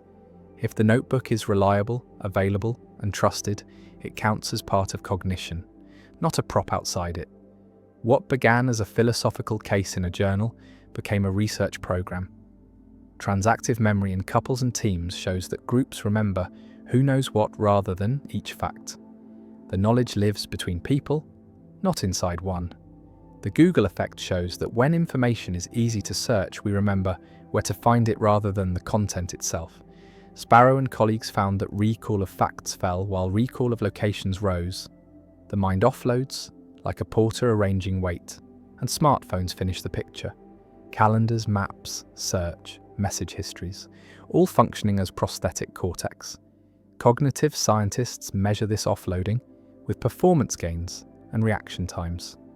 The philosophy predicted the direction, and the devices filled it. A little eerie and a little freeing, because it means intelligence is not trapped in a skull. It is a choreography of brain, body, tool, and friend. Next, consider the strange spark at the heart of discovery. Charles Sanders. Peirce called it abduction, the leap to a best explanation that is neither deduction nor induction, a guess that feels like a click in the dark. He did not romanticize it. He tried to tame it with habits, favor simple hypotheses, prefer those that make testable predictions, keep your conjectures close to phenomena. Modern science runs on this rhythm. Bayesian model selection formalizes the preference for simplicity with priors that punish complexity. Minimum description length views the best explanation as the shortest code that compresses the data. Machine learning adds a new theater for abduction. Neural networks discover features no one named. Attention heads, in transformers, pick out relationships across text in a way that looks like a felt hunch. Drug repurposing engines scan graphs of molecules and diseases and propose pairings that later trials confirm. Materials scientists use inverse design to ask for properties and let algorithms suggest structures that fit. Abduction is now measured in pipelines and compute budgets. The old intuition that discovery is a guided guess becomes a workflow where guesses are scored, pruned, and tested. The romance is not gone, it is operational, and that gives courage to anyone who has ever felt a solution arrive as a shiver. The third thread tonight is the humility of underdetermination. The Duhem-Quine thesis said that evidence alone cannot choose a single theory, because tests strike bundles of claims at once. A failed prediction can be blamed on an auxiliary hypothesis, a calibration, a ceteris paribus clause. This was a sobering thought experiment for generations. Then physics and statistics made it practical. Multiple formalisms describe the same world. Newtonian forces, Lagrangian action, Hamiltonian flows, different stories with the same predictions. Different gauges in electrodynamics produce the same fields. Different coordinates in general relativity describe the same geometry. Even in practice, scientists rely on model pluralism, climate projections from ensembles, weather forecasts that blend dynamical cause, epidemiology with many structures tuned to the same outbreak. The moral is not that truth is lost. It is that truth arrives as invariance under change of description. The Parmenidean smile returns. What stays the same becomes the anchor, and this skill of translating between frames becomes an ethical practice. In argument, value the invariant, tolerate the surface, ask what both sides would predict about the same new case. Now weave these three anticipations together, and they make a human art that can be lived tomorrow morning. Extend the mind wisely, guess with discipline, hold models lightly. The first invites a redesign of days. Put what matters where hands and eyes can find it. Arrange rooms to teach the nervous system what it needs. Write how to recover calm on a card that lives by the door. Build transactive memory with friends. Tell each other who holds which piece of the map. Treat the phone as a tool, not a tyrant. The second invites a style of thinking that feels like kindness to oneself. Admit that insight starts as a guess. Then score the guess. What does it compress? What would disconfirm it? What cheap test could prune it fast? This turns worry into motion, turns rumination into experiment. The third invites intellectual patience. Learn to translate, ask for the invariant. Notice when two enemies are protecting the same core with different stories. In science, this looks like expressing a theory in a different basis. In life, it looks like restating a conflict in terms of shared aims: food, safety, dignity, time, attention. When shared aims are found, auxiliary quarrels soften. Philosophy predicted that tools would become minds, that guesses would be lawful, that truth would wear many coats. Science confirmed each prediction with methods and machines. And the circle closes inside a bedroom where someone cannot sleep, because the same three skills soothe the brain at midnight: extend, abduct, translate. Extend by placing a glass of water within reach, by dimming light to teach melatonin its line, by letting the notebook catch the thought that would otherwise loop. Abduct by proposing a cause for the worry that can be tested tomorrow. Hunger, caffeine, a hard talk, a skipped walk.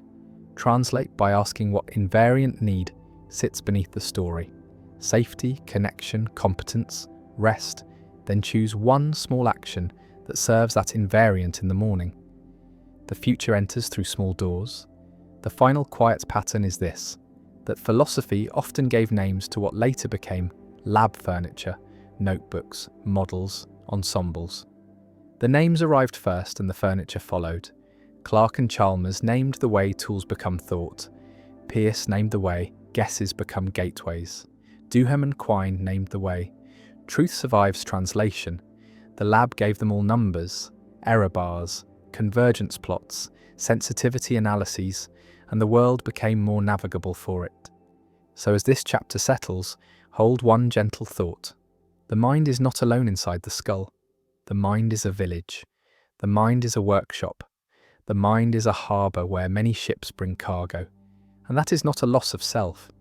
It is a recovery of what was always true, that intelligence is a choreography between flesh, matter, and meaning. Prediction is a candle that passes from one hand to the next, and the sea of description is wide enough to sail without fear if one watches the stars that do not move. Consider pattern as a quiet bridge between philosophy and biology, a bridge many walked before anyone could see the arches. Aristotle spoke of form as the organizing principle in living things, and Kant later wrote about purposiveness without purpose, the uncanny way organisms appear structured toward ends, even when no designer stands behind them. He guessed that nature might carry within it a rule for self-shaping. Centuries later, Alan Turing sat with pencil and imagined morphogenesis as a dance between two chemicals that react and diffuse. He wrote equations and predicted spots, stripes, ripples, then zebrafish and cheetahs and seashells arrived like patient witnesses. Laboratories bred patterns by dialing reaction and diffusion, and the stripes bent into exactly what the old equations had drawn. Goethe dreamed of an Urpflanze, a primal plant that unfolds into many forms by lawful variation. D.R.C. Thompson argued that growth follows mathematics, and modern biomechanics and gene regulatory networks now show bone and leaf and limb, guided by fields and flows. Philosophy named the feeling of lawful form. Science found the levers that write it, and the body became a book that can be read in calculus. Next, consider life as a machine of time that refuses chaos by drinking it. Heraclitus gave us flux. Schrödinger asked how life persists in flux and answered with order from order. He guessed that hereditary substance must be a crystal that can store code, and Crick smiled across the decades when the double helix unlocked itself on film. Prigogine then showed how order arises far from convection cells bloom in heated fluids. The Belousov-Jabotinsky reaction paints rhythmic rings. Later, Harkin S. synergetics explained how slow variables enslave fast ones to create structure. And today, active matter research watches flocks and cytoskeletons self-assemble, a quiet lineage from purposiveness to non-equilibrium. Thermodynamics becomes a tool for tissue engineering, And for understanding why hearts beat in rhythm at all, the philosophers were not measuring. They were asking the right shape of question. What must be true if the living looks like intention, yet grows from physics alone? Shift to perception. At night, Plato's dream of shadows and Descartes' demon whispered that experience could be a fabrication. Freud listened to dreams as disguised wishes, and scientists later listened with electrodes. REM sleep showed its sawtooth on paper, and Hobson and Macaulay framed dreams as the cortex interpreting chaotic brainstem noise. Then predictive processing reframed both day and night as controlled hallucinations, dreams as unbound generative models rehearsing possibilities without punishing error. The content shifts with mood and need. Trauma tightens themes, mastery softens them. The old thought that the mind is its own theatre becomes a nightly laboratory for learning, and targeted memory reactivation nudges dreams with smells to enhance memory consolidation, simulation in the brain. Long before anyone asked whether the whole universe might be coded, language again, but now meaning Frege distinguished sense from reference, and Peirce made a triad of sign, object, interpretant. Later teleosemantics said, meaning is function won by selection. Neurons mean what they were selected to carry because the organism that used them prospered. The guess turned into experiment when place cells and grid cells revealed spatial codes in the hippocampal circuit, symbols with jobs, and later when dopamine spikes coded teaching signals. Semantics with survival printed on the waveform. Wittgenstein's language games returned as social neuroscience.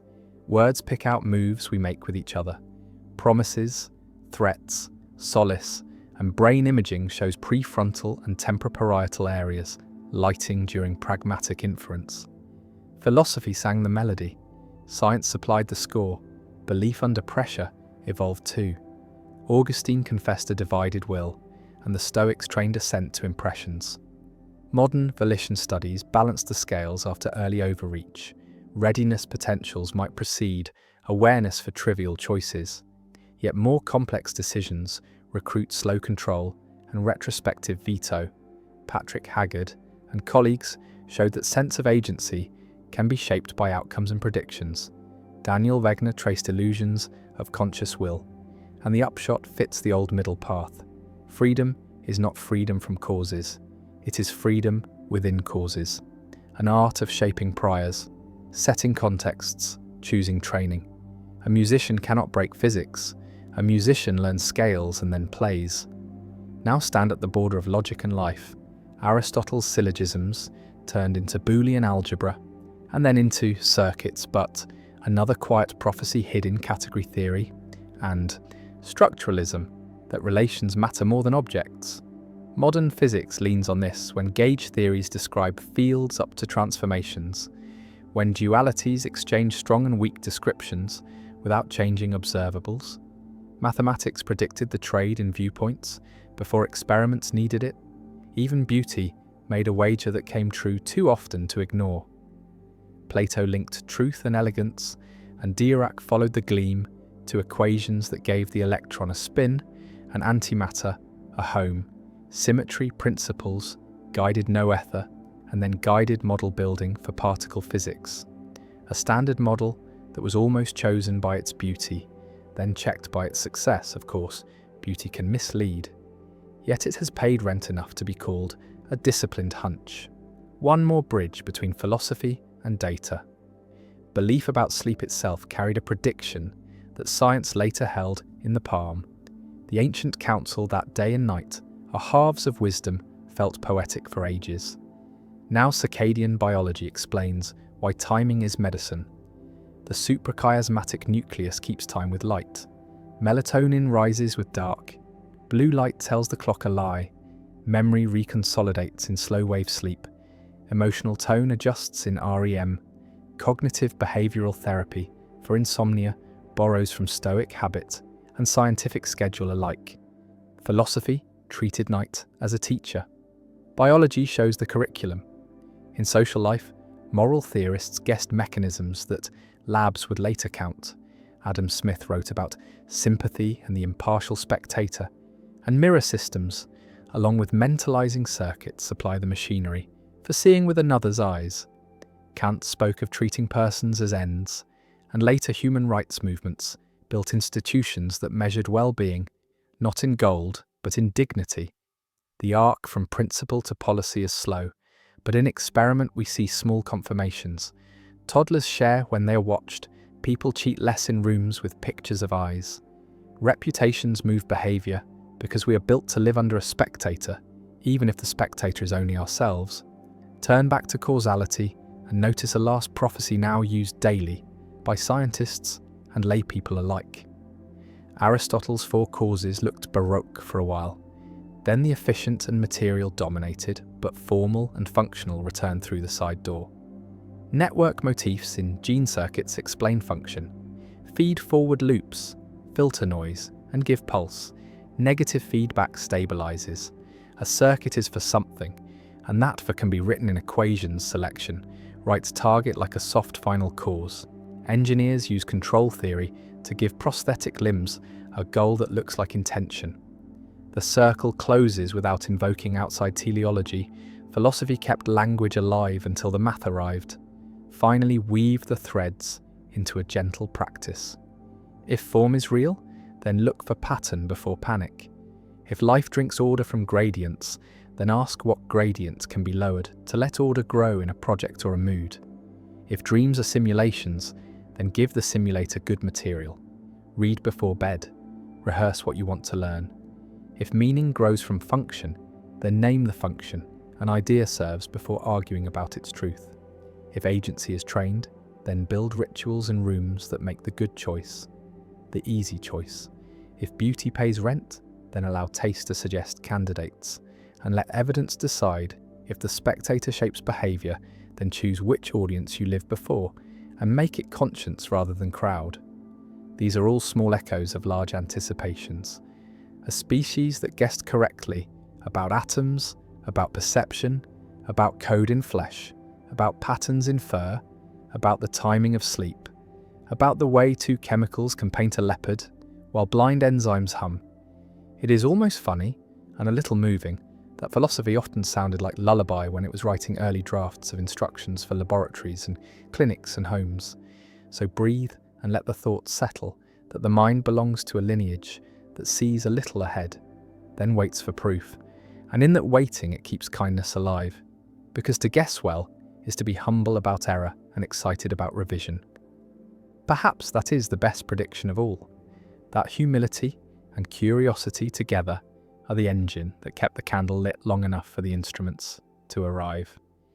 Wittgenstein pointed at a humble truth that felt like a shrug and turned out to be a lantern, that many of our concepts have no single essence, only family resemblances, fibres that overlap without one thread running through them all. A game is not one thing, it is a cluster of similarities. Later, cognitive science rescued that shrug from the air and named prototypes. Eleanor Roche showed that people treat some members of a category as better examples than others. A robin feels more bird than a penguin. Feature weights live in the mind. Fuzzy set theory wrote the math. Connectionist models learned categories by gradient and exposure. And deep networks today build high-dimensional spaces where dogs and chairs gather in islands without a single essence. Wittgenstein's old puzzle about meaning resolves into geometry, a cloud of points that holds together by resemblances that can be drawn and measured. Next, the ship of Theseus sails into biology and law. If every plank is replaced over time, is it the same ship? Philosophers ask this with a smile. Then the body answered seriously. Most cells renew across the years.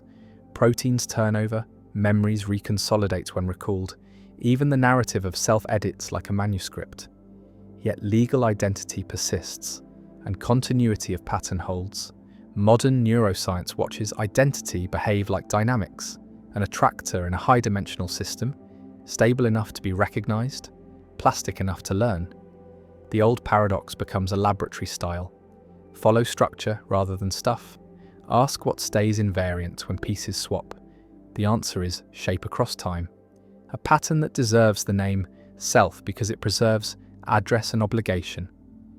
After identity comes selection, not the biological kind but the observational. Leibniz wondered why there is something rather than nothing, and why this world rather than another. He offered sufficiency and the best. Centuries later, Brandon Carter framed an anthropic principle that sounds dangerous until it is used properly. Observations are made by observers who must be located where observation is possible. Selection effects can mimic fine-tuning. Apparent coincidences can be the result of a filter. Modern cosmology keeps this principle on a shelf with gloves, careful but necessary. And the lesson bleeds into daily inference. Survivorship bias distorts what we see. Abraham Wald famously told planners to armour aircraft where the bullet holes were not. Because those holes marked the planes that returned, the missing holes marked the fatal hits. Philosophers warned us about perspective. Statisticians spooled it into method. The media age now makes a quiet moral from that warning. Most successful voices survive because of selection, not because of a secret essence. A calm antidote is to seek the unseen set, study the failures, count the quiet, move next to a smaller frontier. Socrates claimed a strange competence that he knew he did not know, and modern psychology has been measuring his wisdom with a stopwatch. Dunning and Kruger found that people who lack skill overestimate it, that ignorance hides itself, and the illusion of explanatory depth showed that most of us think we can explain ordinary things until we try. Then confidence falls like a curtain. A philosopher's humility became a preface to good science. Pre-registration and replication grew from the same soil. Write down what you expect before you test. Admit that you do not know before you look. Build procedures that protect a mind from its thirst for easy certainty. Then culture itself. Hume saw that imitation and sympathy drive social learning. Darwin nodded in The Descent of Man. And modern cultural evolution research by Boyd and Richardson measured the intuition. Ideas spread by prestige bias and conformist transmission. We copy the admired and the many. Traditions survive. Not because they are true in the abstract, but because they solve problems well enough to be worth copying. Memes were named as a playful coinage, and then grew teeth in models of cumulative culture, language, fire, tools, institutions. Each ratchets up by retaining small improvements. The old philosophical hunch that norms shape minds became a science with graphs and field studies, and the remedy grew alongside the map. Cultivate diverse models. Do not let a single prestige source fix the group to one failing peak. Now turn to self-regulation, shaped by prediction. Helmholtz taught that perception is inference. Carl Friston extended the idea into a free energy principle that says living systems resist surprise by maintaining their structure. They minimize a bound on surprise by changing beliefs, or by changing the world. The mathematics is heavy, the intuition is gentle. A body survives by anticipating its next state. And steering toward the expected, a mind calms by aligning sensation with prediction or prediction with sensation. The philosophy of purposiveness without a designer meets a biology of homeostasis that writes purpose as Bayesian bookkeeping. The practical echo is simple enough for a kitchen. Control the inputs you can, expect the patterns you actually live, change one and the other follows. Old debates about how forms appear in embryos have their own prophecy. Aristotle argued for epigenesis, for unfolding form rather than preformed miniatures curled inside the seed. Centuries later, Waddington drew the epigenetic landscape, a ball rolling through valleys carved by genes and interactions. The ball can be pushed into different fates by signals and stress. Modern developmental biology films cells switching attractors as they commit to muscle or neuron. CRISPR then gives fingers to the old diagram, editing the landscape itself. The philosopher argued for growth by lawful stages. The developmental scientist measures the valleys and uses them to heal. Taste for elegance keeps returning as an instrument rather than a luxury. The principle of sufficient reason and the habit of looking for deep symmetry together guided generations, sometimes into error, often into insight. Euler lines, conservation laws, renormalization groups, all examples where a search for what must be invariant helps navigate what can change. Aesthetic judgment picks candidates, evidence keeps score, the pattern holds in the city too. Adam Smith wrote about invisible hands and Hayek wrote about knowledge spread across minds. Complexity, economists now model markets as adaptive systems with emergent order, not as equilibrium clockwork. Traffic and prices and innovations look like Huygens clocks on a wall, finding rhythm through weak coupling. A philosopher's patient suspicion of central planning becomes an agent-based simulation that walks. Then there is the old poetic thought that we are dreamers, and dreams are practice. Aristotle saw dreams carry hints of illness. Modern labs confirm that bodies whisper through sleep, heart and breath, and immune signals sneak into imagery. Rehearsal of threat and navigation plays out at night. Targeted reactivation can strengthen language or motor memory with gentle cues. The training effect is small. The comfort is large. Your dreams are a workshop that opened before science could name the tools. Perhaps the most tender anticipation is Hume's sentence that reason is the slave of the passions, which sounded like disrespect and now reads like anatomy. Affective neuroscience shows that valuation guides every decision. Dopamine teaches by error signals. Orbitofrontal cortex tracks expected value. Somatic markers push options to the top of the stack. And when emotion is blunted by lesion, rational choice collapses into sterile dithering. The cure is not to exile feeling, it is to educate it. A Stoic would agree. A therapist would print the worksheet. Across all of these threads, the same melody repeats. The philosopher names a shape of explanation, the scientist finds a lever, then the household steals the lever and makes a life. Family resemblance becomes a kinder way to argue about definitions. The ship of Theseus becomes patience with change in a person you love. Anthropic selection becomes a habit of checking for missing data.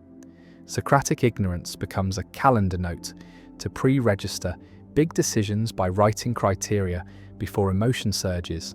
Cultural evolution becomes a warning to diversify your models of how to live. The free energy principle becomes a morning ritual that brings prediction and sensation into accord. Epigenesis becomes faith that hard work can change the attractor a habit lives in. And beauty as a guide becomes permission to start with the simple story. Then let reality correct your taste.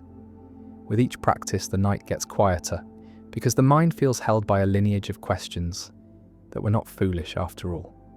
They were early, and being early is sloppy and brave at once. Perhaps that is the real comfort, that even when the candle was small, the questions leaned in the right direction, and the instruments that came later did not replace the questions. They answered enough to let us sleep. Consider attention as the quiet currency that buys every experience, a currency philosophers named long before platforms learned to harvest it. William James wrote that my experience is what I agree to attend to. Simone Weil called attention a pure form of generosity. Then Herbert Simon added an economist's warning that a wealth of information creates a poverty of attention. Today, the attention economy is not a metaphor. It is an industry with metrics and auctions, variable reward schedules, tune behavior the way a psychologist tunes pigeons, intermittent reinforcement keeps thumbs moving, prediction engines sculpt feeds around appetites, and the old philosophical cautions look like early policy memos for a nervous system under siege. Modern neuroscience shows why they were right.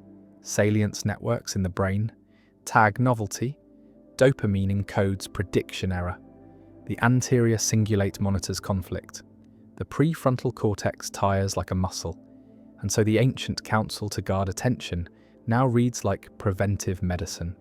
Choose inputs or inputs choose moods. The next anticipation hides in the shapes minds prefer, the Gestalt school said. The whole is more than the sum of parts and named laws of grouping, proximity, similarity, closure, good continuation, symmetry.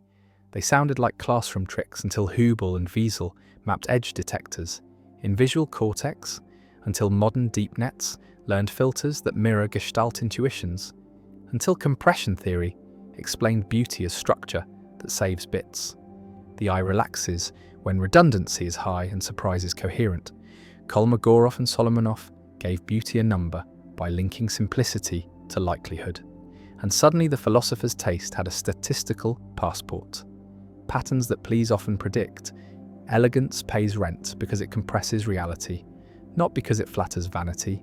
Move from vision to scale, where power laws echo across cities and sentences. Zipf noticed that word frequency drops with rank in a simple curve. Pareto saw wealth cluster in long tails. Mandelbrot named fractals and taught the world to look for self-similarity. Cognitive scientists now find scaling in memory and learning curves. Physicists find it in avalanches and neurons. Data scientists find it in networks where hubs carry heavy load. Language models trained on oceans of text inherit Zipf without being told. Philosophic suspicion that nature repeats at many sizes becomes a method for building and checking models. If a system is large and lively, ask if a tail hides behind it. Then ask what it implies for risk and fairness. The philosophy of mind also placed early bets that science later cashed in careful ways.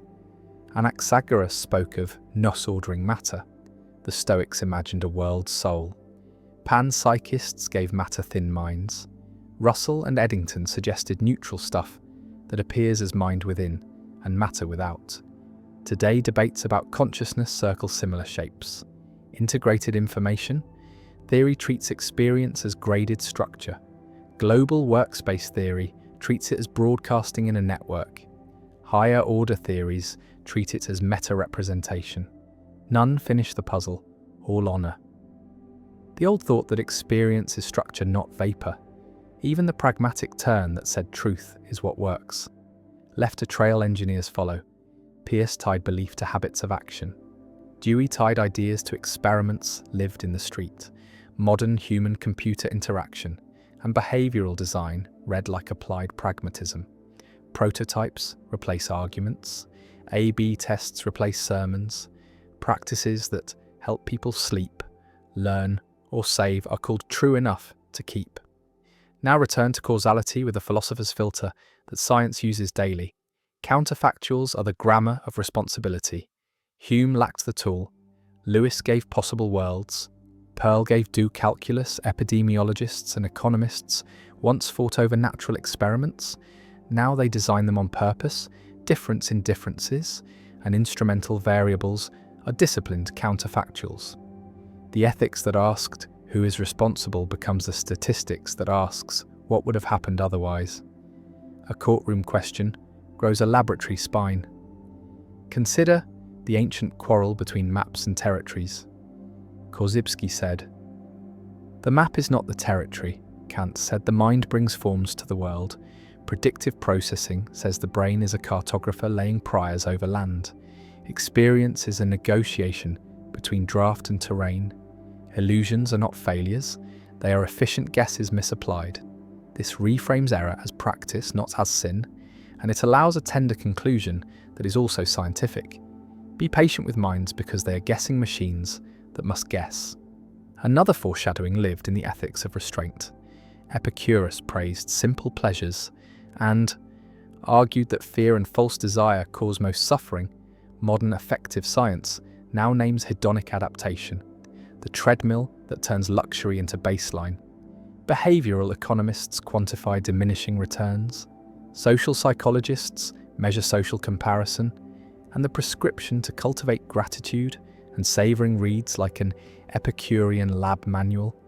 The data follow the garden, move to time again, but not cosmology, the time of decision. Pascal's wager looked like theology. Then decision theory turned it into expected value, risk neutral, risk averse, utilities and priors. Pascal's friend Fermat and rival Bernoulli birthed the math that now lands planes and prices insurance. Priestly fear became cockpit procedure and portfolio rule.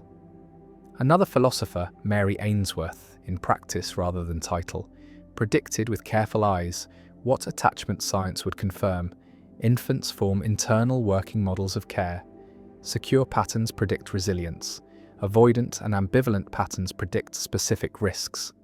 Later oxytocin research and polyvagal theory give biology to a warm intuition.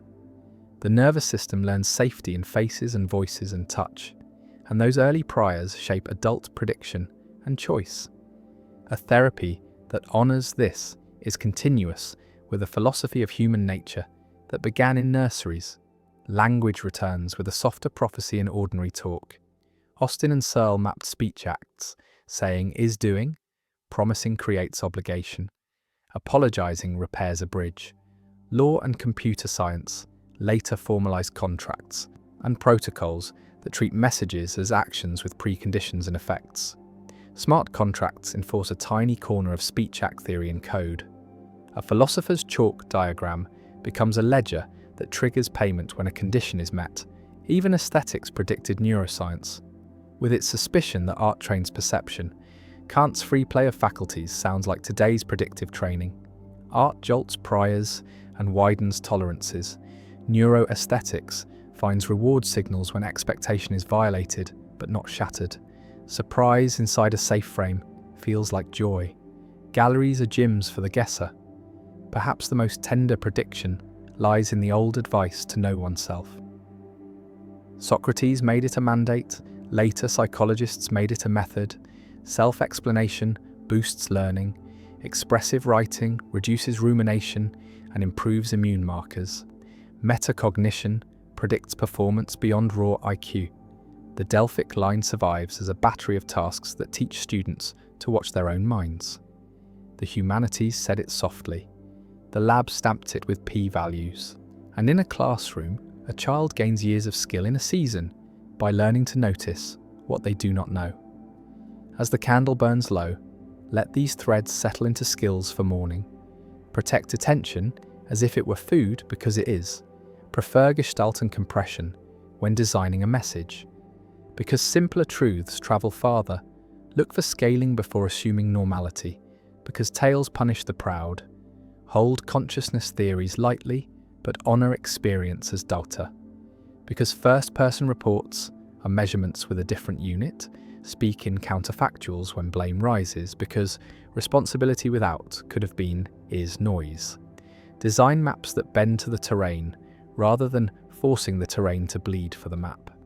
Because minds suffer under bad cartography. Practice Epicurean limits and Pascalian care when choosing risks. Because bodies adapt and stakes matter. Build attachment in small regular ways. Because safety teaches the brain to predict kindness. Write promises you can keep and treat words as actions because they are. Use art to retrain priors gently. Because beauty is controlled surprise, and watch the mind watching itself. Because metacognition is the oldest prophecy of competence. Philosophy guessed these maps. Science inked them. Life uses them. And the road ahead looks kinder because the lamp and the instrument walk together. Philosophy kept asking whether mathematics is discovered or invented, whether numbers are found like stars or forged like tools. Plato placed equations in a cold, bright heaven, a realm of forms that do not age. Later Platonists kept the flame. Nominalists rolled their eyes and called math a language game with strict rules. The argument seemed endless until physics began to lean. Group theory drawn by mathematicians for the joy of pattern-predicted particles before the chambers revealed their tracks. Riemann curved spaces on paper before gravity bent starlight on a winter night. Topology studied holes and loops without caring about distances. Years later, biologists filmed DNA knots and used knot invariants to predict how enzymes would unknot or recombine a strand. A pure joke about crossing lines became a medicine for life. The old quarrel did not end. Yet the world behaved as if some mathematics was already waiting in the basement for us to find it. Wigner called this unreasonable effectiveness. Structural realists shrugged and said, "The relations are what is real," and Plato's smile grew quiet in the corner. The same quiet smile appears when paradox grows into theorem. Ancient logicians worried about the liar who says, "This sentence is false," a small riddle that makes language bite its tail. Centuries later, Tarski built a hierarchy to keep truth from self-reference, and Gödel used self-reference to show that arithmetic cannot prove all true statements within itself. Fixed-point theorems gave exact shapes to the circle, recursion gave machines a way to reuse their own work, and programming languages now carry that old trouble as a power tool. A function calls itself and climbs a tree. A compiler checks its own proofs. A network trains by backpropagating error through layers and layers that mirror each other. Self-reference was not a parlor trick. It was a generator of technique. And the philosopher, who loved a riddle, had sniffed a generator long before laboratories owned the power. Another strand rises from an old kindness. Jeremy Bentham asked, "Not can they reason, or can they talk, but can they suffer?" A sentence that cracked the door for animal minds. Darwin followed with continuity between species. Then decades later, ethology and cognitive science crossed the threshold. Corvids bent hooks and solved puzzles. Apes passed mirror tests with paint on the brow. Rats showed empathy when they freed a trapped companion. Cephalopods solved mazes and played with objects. Pain markers travelled in evolutionary families through shared pathways. Philosophers had guarded the thought that mind is not exclusively human, and science placed gentle instruments where the thought could breathe. The result changed law and daily practice. A prediction about suffering became cages with toys and space, became sanctuaries, became treaties, became a child. Asking gentler questions at the aquarium gate, patterns of story carried their own foreshadowing too. Jung spoke of archetypes and mythic motifs that repeat across cultures. Joseph Campbell mapped them in a hero pattern. Critics argued that the pattern was made by cutting and trimming, yet neuroscience still found that narrative engages default mode and mentalizing networks, that temporal predictions and social predictions fold together as tales carry listeners through goals, setbacks, and returns. Evolutionary psychologists suggested that story trains the mind in social strategy. Warning and wisdom packaged in memory-friendly arcs. Dreams rehearse threat and navigation at night, while stories rehearse them by firelight. A philosopher guessed that recurring shapes live in minds. A scientist found recurring activation in circuits that speak to the same shapes. Even therapy joined the bridge. Viktor Frankl wrote that meaning is not a luxury, but a source of strength in suffering. He watched inmates live and die by whether they could place pain inside a frame. Modern studies linked purpose with resilience, with better recovery from stress, with adherence to health behaviours, with changes in inflammatory markers that point to quieter storms inside the blood. Effect sizes are modest, lives are changed all the same. Meaning is not sugar for the mind, it is fuel for the nervous system. Frankl's quiet faith became a worksheet with questions that build a map for tomorrow, another old rehearsal for modern data lives in the two voices of the mind. Plato pictured a charioteer holding two horses, appetite and spirit. Aristotle practiced practical wisdom as the art of steering impulse and value toward the good. Hume called reason a slave to the passions, and still wanted a patient slave who can count. Modern dual-process theories gave the voices new names: fast and slow, automatic and reflective, Kahneman. Measured the habits of the fast voice and the limits of the slow, yet the structure was already drawn in dialogues and lectures long before randomization. The pragmatic prescription remains the same: train the slow voice to set the stage, remove temptations from rooms, break choices into small steps. Let fast habits run where they are safe. Let slow rules guard the thresholds. Ancient counsel becomes ergonomics of the soul. The sciences of cities and markets also walked in footprints before they looked down. Smith suspected that coordination can grow from simple local rules. Hayek insisted that knowledge is dispersed and no mind can hold it all. Complexity science later built models with agents and showed how traffic patterns, price signals, and even scientific citations self-organize. Prejudice about central control softened under data. Philosophers who worried about hubris wrote polite outlines for a field that would later carry the proofs. The same sweetness of anticipation appears in the smallest cell.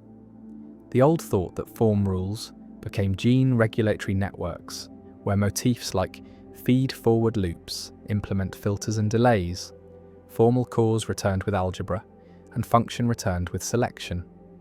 Aristotle's four causes walked back into the lab with new passports. Modern philosophers of biology translated the language so that teleology became teleonomy, and biologists kept speaking of what a circuit is for without forgetting who wrote the script. Time within mind keeps yielding predictions that daily life can use. Augustine stared at the present and found it thick with memory and expectation. Psychologists now measure the window where events are knitted into a single now. Artists and athletes call it timing. Coders call it latency budgets. Therapists teach timing for conflict. Pause lengths and tone shifts that register as safety. The old prayer helped shape a modern craft. The last two threads tonight slip into the same blanket. Topology and heat. Kelvin once hoped atoms were knots in the ether. That idea dissolved, yet knot theory flourished anyway, and later helped explain DNA supercoiling and protein folding pathways. Invariants, like linking number, found homes in the wet world. Meanwhile, a philosopher's curiosity about limits returned in black hole physics. Bekenstein guessed that horizon area measures information. Hawking showed that radiation gives black holes a temperature.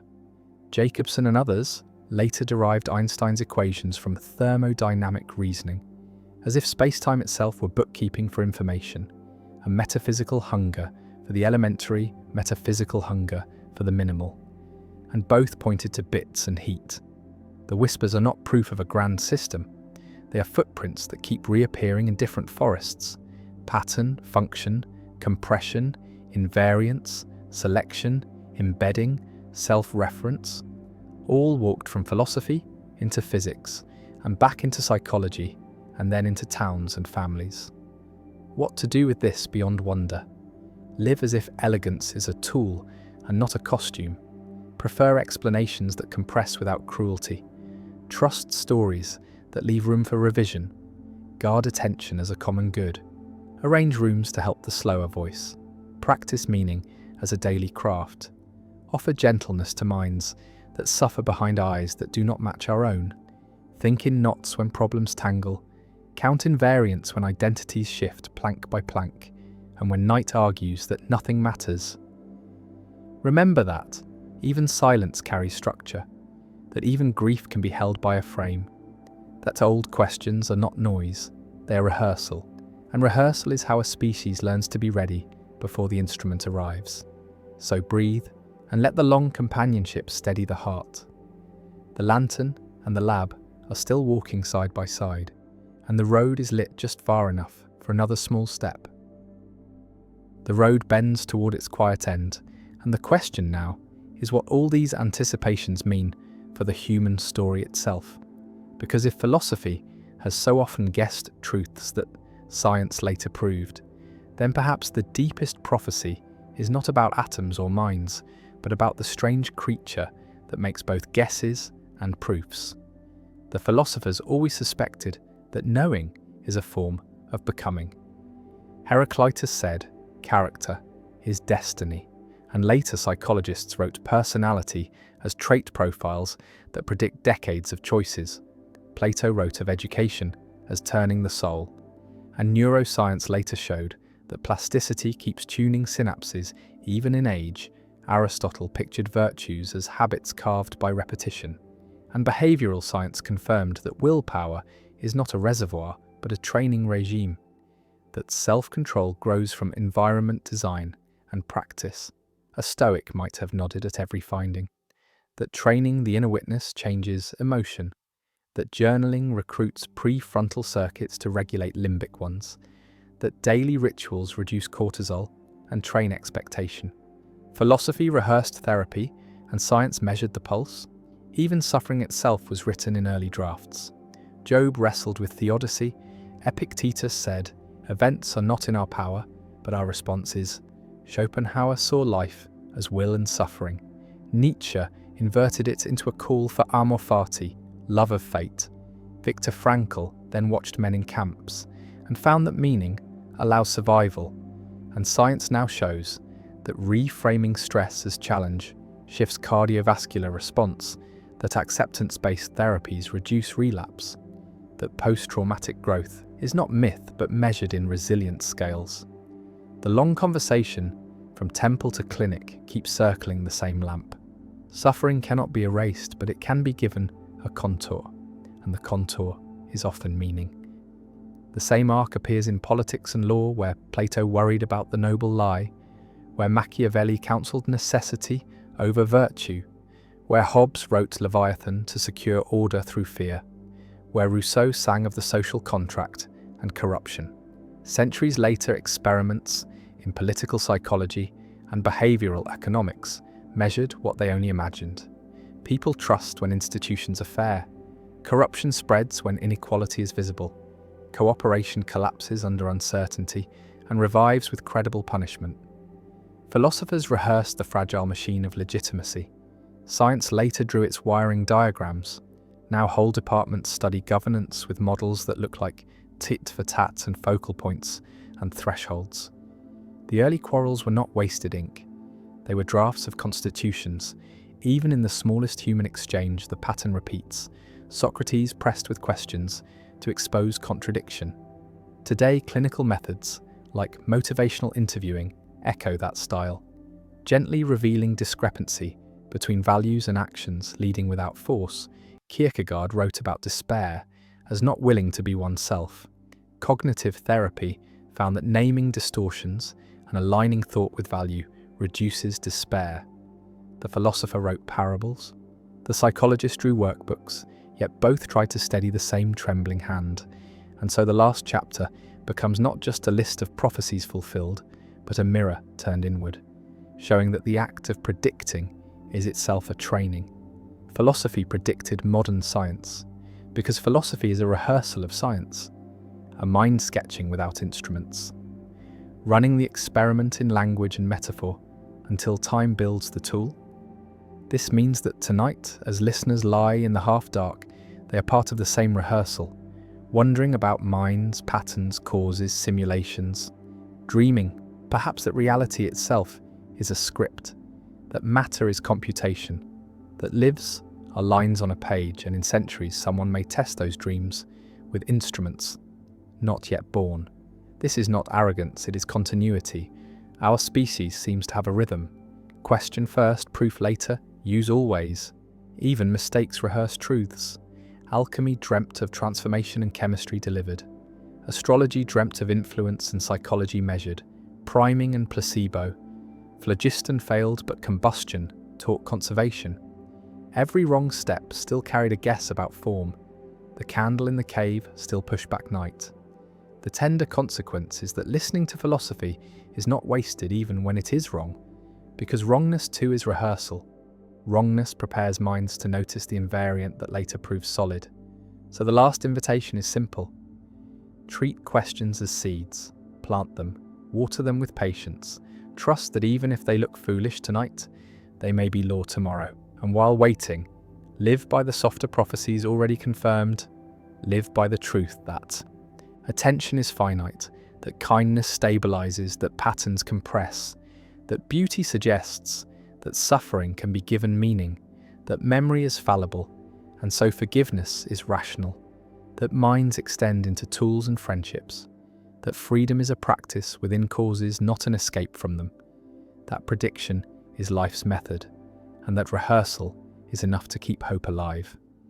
Philosophers once asked whether the cosmos is infinite, whether atoms fall in swerves, whether sleep teaches, whether truth is use, whether thought can extend, whether language acts, whether suffering shapes, and in almost every case science later returned with a quiet yes, not in the same words, not in the same clothes, but yes.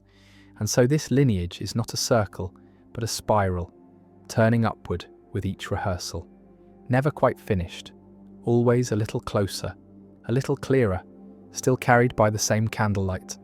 And now the candle is passed again into the quiet of this night, into the ear of whoever listens, into the hand that may write tomorrow, into the heart that may steady itself, because others asked before, and because the asking itself was prophecy enough.